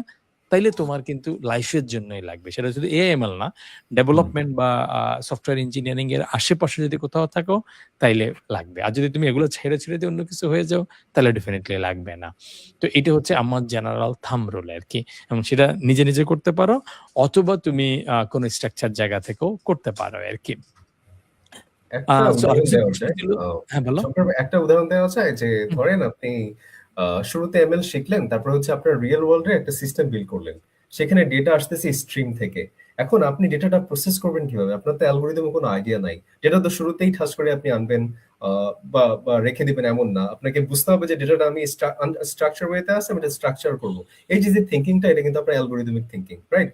হইতে পারে ডেটাটা আমি একটা জায়গায় রাখলাম, অথবা রেডিস নামে আমরা একটা ব্যাপার ইমপ্লিমেন্ট করি। হ্যাঁ, MLOps আমরা এটা করি যে আপনার শর্ট আনসার গুলো যাতে ইনস্ট্যান্ট যেগুলো ফ্রিকোয়েন্টলি ইউজ হচ্ছে। সো এই যে থিংকিংটা আপনার কোত্থেকে আসতেছে, এটা কিন্তু ML টা পরে ইউজ করতেছে, মানে আমার মেশিন লার্নিং মডেলটা ট্রেনটা পরে হচ্ছে। আবার একটা ইন্টারেস্টিং ব্যাপার যে যারা শুধু সাইকিট লার্নিং ইউজ করে তারা এই থিংকিংটা জানে না যে ধরেন আপনি KNN ইউজ করতেছেন। KNN তো আমি নর্মালি চিন্তা করতে পারতেছি আচ্ছা সে নেইবার গুলো সার্চ করতেছে, but but behind the scene কি হচ্ছে, কেডি ট্রি এটা একটা অ্যালগোরিদম। সো ব্যাপারটা হচ্ছে এটাই যে আমাদের কম্পিউটার কিভাবে চিন্তা করে এটা বোঝার জন্য আমার ফান্ডামেন্টাল জিনিসগুলো important. For the long run, শুধু যে রিসার্চের জন্য লাগবে তা না, রিসার্চের জন্য লাগে না, বাট লং রানের জন্য সাস্টেইন করতে হলো, এটা আমি মেনশন করেছিলাম আর কি। এবং আরো অনেক ধরো তোমাকে প্রচুর ডাটা আসলো তোমার কাছে। এখন তোমার হয়তো জিপিইউ নাই এরকম। এখন এই ডাটাগুলোকে ভাগ করে তুমি কিভাবে এগ্রিগেট করবা? এটা একটা রাইট। স্ট্রাকচার থিংকিং কিন্তু লাগবে। যে আচ্ছা সাপোজ আমার জিপিইউ এর ক্যাপাসিটি সে হয়তো ১০০ ডাটা প্রসেস করতে পারে। কিন্তু তোমার ওভারঅল অ্যালগরিদম এর জন্য ডাটা আছে ১০০০। এখন তুমি একবারে দিতে গেলে হয়তো তোমার রেজাল্ট আসতেছে না বা নিতেই পারতেছে না ক্যাপাসিটি। এখন এটাকে ভাগ করে রেজাল্টটাকে কম্বাইন কিভাবে করবো? বা ডাটা ক্লিনিং, ডাটা প্রসেসিং এটা কিন্তু একটা হিউজ একটা পার্ট। কারণ তুমি যদি উল্টাপাল্টা ডাটা দাও, কোনটা কি ধরনের ডাটা সেটা কিভাবে প্রসেস করতে হবে ওই যে সেটা যদি তুমি ঠিকমতো করে ডিল না করতে পারো, তাহলে তোমার মডেলই কিন্তু রাইট রেজাল্ট দিবে না। আবার মডেলের মধ্যেও কিছু দেখা যায় যে কিছুদিন পরে হয়তো কাজ করতেছে, তারপরে ১-১.৫ বছর পরে ডেভিয়েশন আসতেছে। এখন এটাকে যদি তুমি মেজার করবা, সে জায়গাটা তোমাকে লজিক্যাল একটা থিংকিং লাগবে যে মডেল তো কাজ করতো, ১ বছর আগে কাজ করতো। এখন somehow আমি কোনো কিছু চেঞ্জ করি না, ট্রেনও করি না, চেঞ্জও করি না। কিন্তু somehow এসে এখন রেজাল্ট আউটপুট ঠিক মতো করে দিচ্ছে না। এখন এটাকে তো খুঁজে বের করতে হবে, সেটাকে হয়তো লগ দিতে হবে, হুম, লগগুলাকে এনালাইসিস করতে হবে। এখানে এনালাইসিস যখন করবা, সেটার ভিতরে তুমি প্যাটার্ন খুঁজবা, অন্যান্য জিনিসগুলো খুঁজবা। তার মানে লজিক্যাল থিংকিং ছাড়া তুমি শুধু এআইএমএল না, সফটওয়্যার ইঞ্জিনিয়ার হিসেবের কোনো এরিয়ার ভিতরেই তুমি লং টার্মে সার্ভাইভ করতে, শর্ট টার্মে করতে পারো, শুরু করে দিতে পারো মন চাইলে, কিন্তু পদে পদে ডিরেক্টলি ইনডাইরেক্টলি কিন্তু এটা আটকা পড়বে আরকি। আরেকটা এটা ব্যাপার হুম, আরেকটা ব্যাপার হচ্ছে যে খুবই মাত্র মনে পড়লো, সরি ফর দ্য ঠিক ইন্টারাপশন, আছে। হ্যাঁ। যে এটা হচ্ছে যে একটা হ্যাকাথনে ছিল কনসেপ্ট যে আমরা ইনটেন্ট বেস সার্চ ইঞ্জিন তৈরি করতে হবে। মানে ইউজারের ইনটেন্ট বলবে যে I need a red shirt, হ্যাঁ সে বুঝে যাবে। সো তখন দেখলাম যে যেই প্রশ্নগুলো কোটেশন মানে মার্ক, যে প্রশ্নবোধক চিহ্ন দিয়ে শেষ হয়, ওগুলো কিন্তু আমরা আলটিমেটলি এলএলএম এ পাঠাতে হচ্ছে না। আমি কেন আমার কি মানে খরচ করব, যে এপিআই হিটটা কেন আমি ওয়েস্ট করবো? সো আমি আলটিমেটলি এখানে প্রসেস করে ফেলতে পারছি। এই যে এখানে থিঙ্কিংটা আছে, যেমন এলএলএম এ পাঠানোর আগে যদি আমি কিছু অলরেডি আমার ডেটা থেকে প্রসেস করে পাঠিয়ে দিতে পারি, আমার কেন এলএলএম এ শুধু শুধু আমি কেন আমার টাকাটা নষ্ট করবো, রাইট? কারণ প্রত্যেকটা হিটে তো টাকা আছে একটা, যদি এটা জিপিটি টোকেন, হয়, হ্যাঁ, টোকেনের টোকেন লিমিটেশন, খরচ হবে আবার। টোকেন খরচ হচ্ছে সো আরকি। হ্যাঁ। এরকম আমরা চিন্তা করছিলাম যে আচ্ছা এটা হচ্ছে ইয়ে দিয়ে আমরা পাইথন দিয়ে নরমালি আমরা সলভ করে ফেলবো, যে এটা অ্যানালিসিস করে দেবো। আচ্ছা যদি এটা দিয়ে এন্ড হয়, যে নরমাল আমরা ইয়া দিয়ে করতে পারি, হ্যাঁ। সো সো এই চিন্তাটা আসলে দরকার, এই চিন্তাটা তৈরি হয় যে সবসময় মনে আছে এলএলএম এ পাঠাইলে হইলো না, যে ইন্টেলিজেন্স সিস্টেম হইলো না। আমরা এই জিনিসটা বুঝতে পারি না যে এআই এআই বলি, কিন্তু আসলে এআই এর পিছনে আরেকটা ইন্টেলিজেন্ট মাইন্ড থাকে, সেটা আমরা। সো এআই ইন্টেলিজেন্ট আসলে কে বানাইছে? আমরাই তো বানাইছি। সো আমাদের আগে ইন্টেলিজেন্টলি সবকিছু হ্যান্ডেল করতে হয়, ডেটাটা, তারপরে ধরে প্রসেস করতে হয়, তারপরে সে ভালো রেজাল্ট দেয়।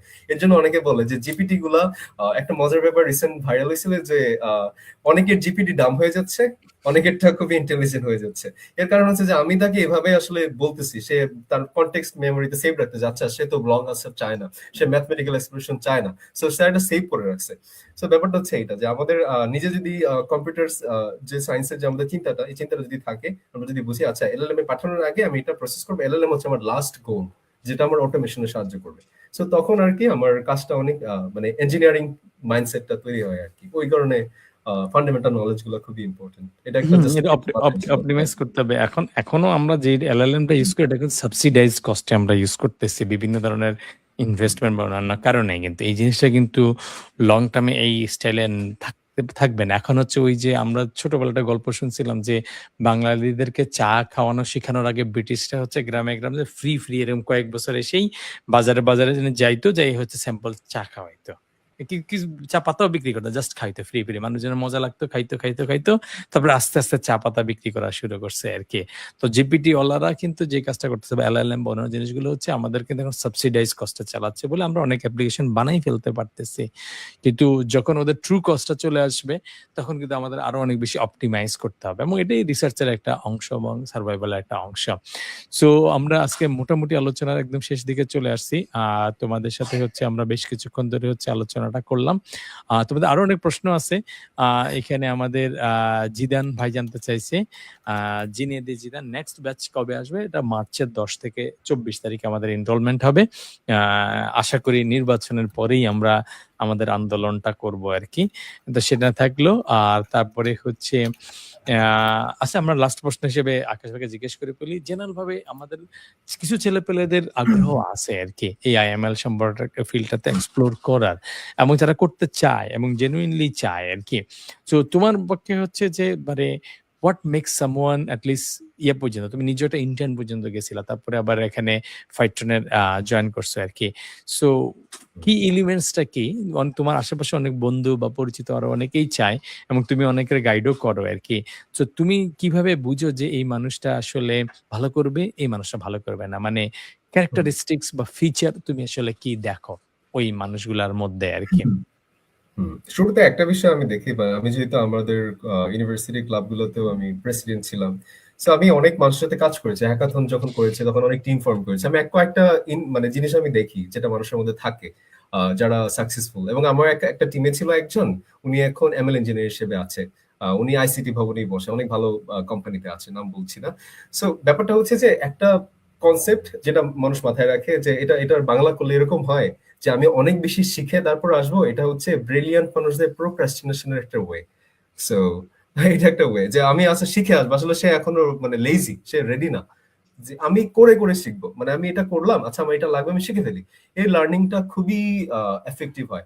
সো আমি অনেকেই দেখছি যে ভাই আমি সে কাজ জানে, আমি জানি, কিন্তু বলে ভাই I am not ready. So তখন আমার মানে ফোনের ওয়ালপেপারে একটা মিম ইয়া আছে, সেটা হচ্ছে এরকম যে তুমি রেডি কিনা এটা আসলে ইয়া না, মানে কোনো একটা পারফেক্ট টাইম না, এটা একটা ডিসিশন, তাই না? অনেকটা এরকম যদি ওয়ালপেপার থেকে কোট করি যে how do I feel ready, তারপরে হচ্ছে আরেকজন একটা বুদ্ধিমান পেঁচা উত্তর দিচ্ছে যে ready is a decision not a feeling. So এটা একটা আমি রেডি, আমি এখনই রেডি। কেন? আমি এত জানি না অনেক কিছু, আচ্ছা ঠিক আছে আমি শিখে ফেলবো, রাইট?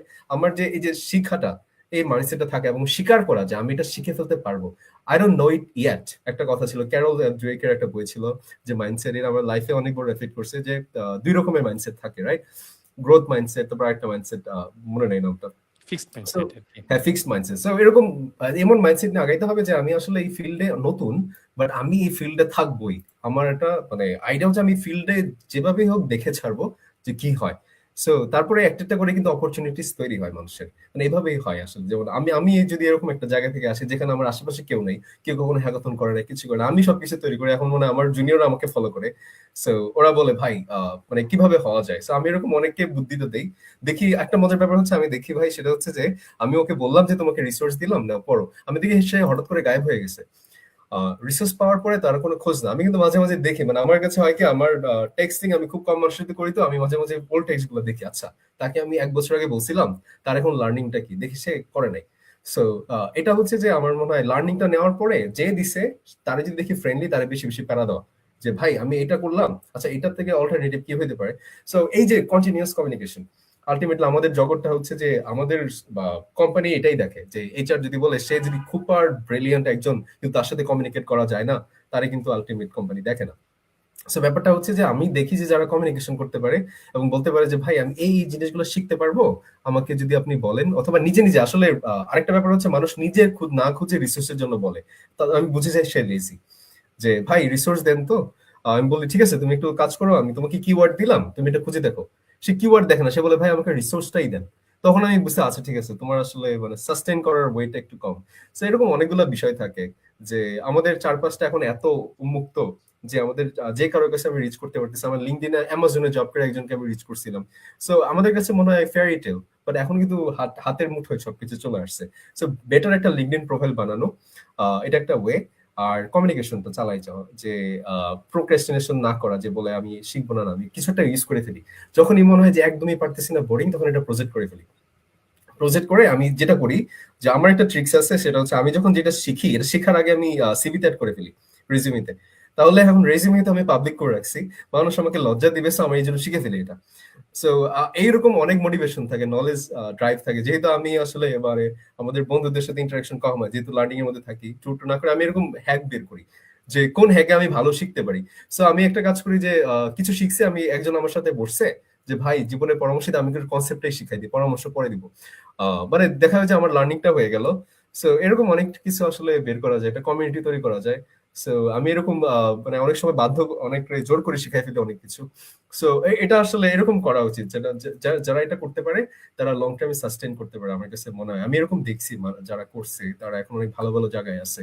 সো এটাই একজন এই কমিউনিটিটা তৈরি করে কাজ শুরু করা, আর বেশি ওভার থিঙ্ক না করা। আমিও ওভার থিঙ্ক করতাম, নেগেটিভ সেলফ টক বাদ দেওয়া, কারণ আমার সবার রেস আর আমার রেস সেম না। হ্যাঁ, কেউ 3 বছর ধরে রেস করতেছে আর আমি 2 দিনের রেস করে বলি ভাই আমি তো আপনার সাথে পারবো না। এটা আসলে খুবই একটা বাজে চিন্তা ভাবনা। হ্যাঁ, আমার বুঝতে হবে সবার ব্রেইন সেম না, বাট আমি ওই পজিশনে যাওয়া পসিবল যদি আমি কন্টিনিউয়াস গ্রাইন্ড করে যাই। এটা হচ্ছে আমার আমার তরফ থেকে থাকবে আর কি। না, থ্যাংক ইউ আকাশ ভাই, খুবই চমৎকার।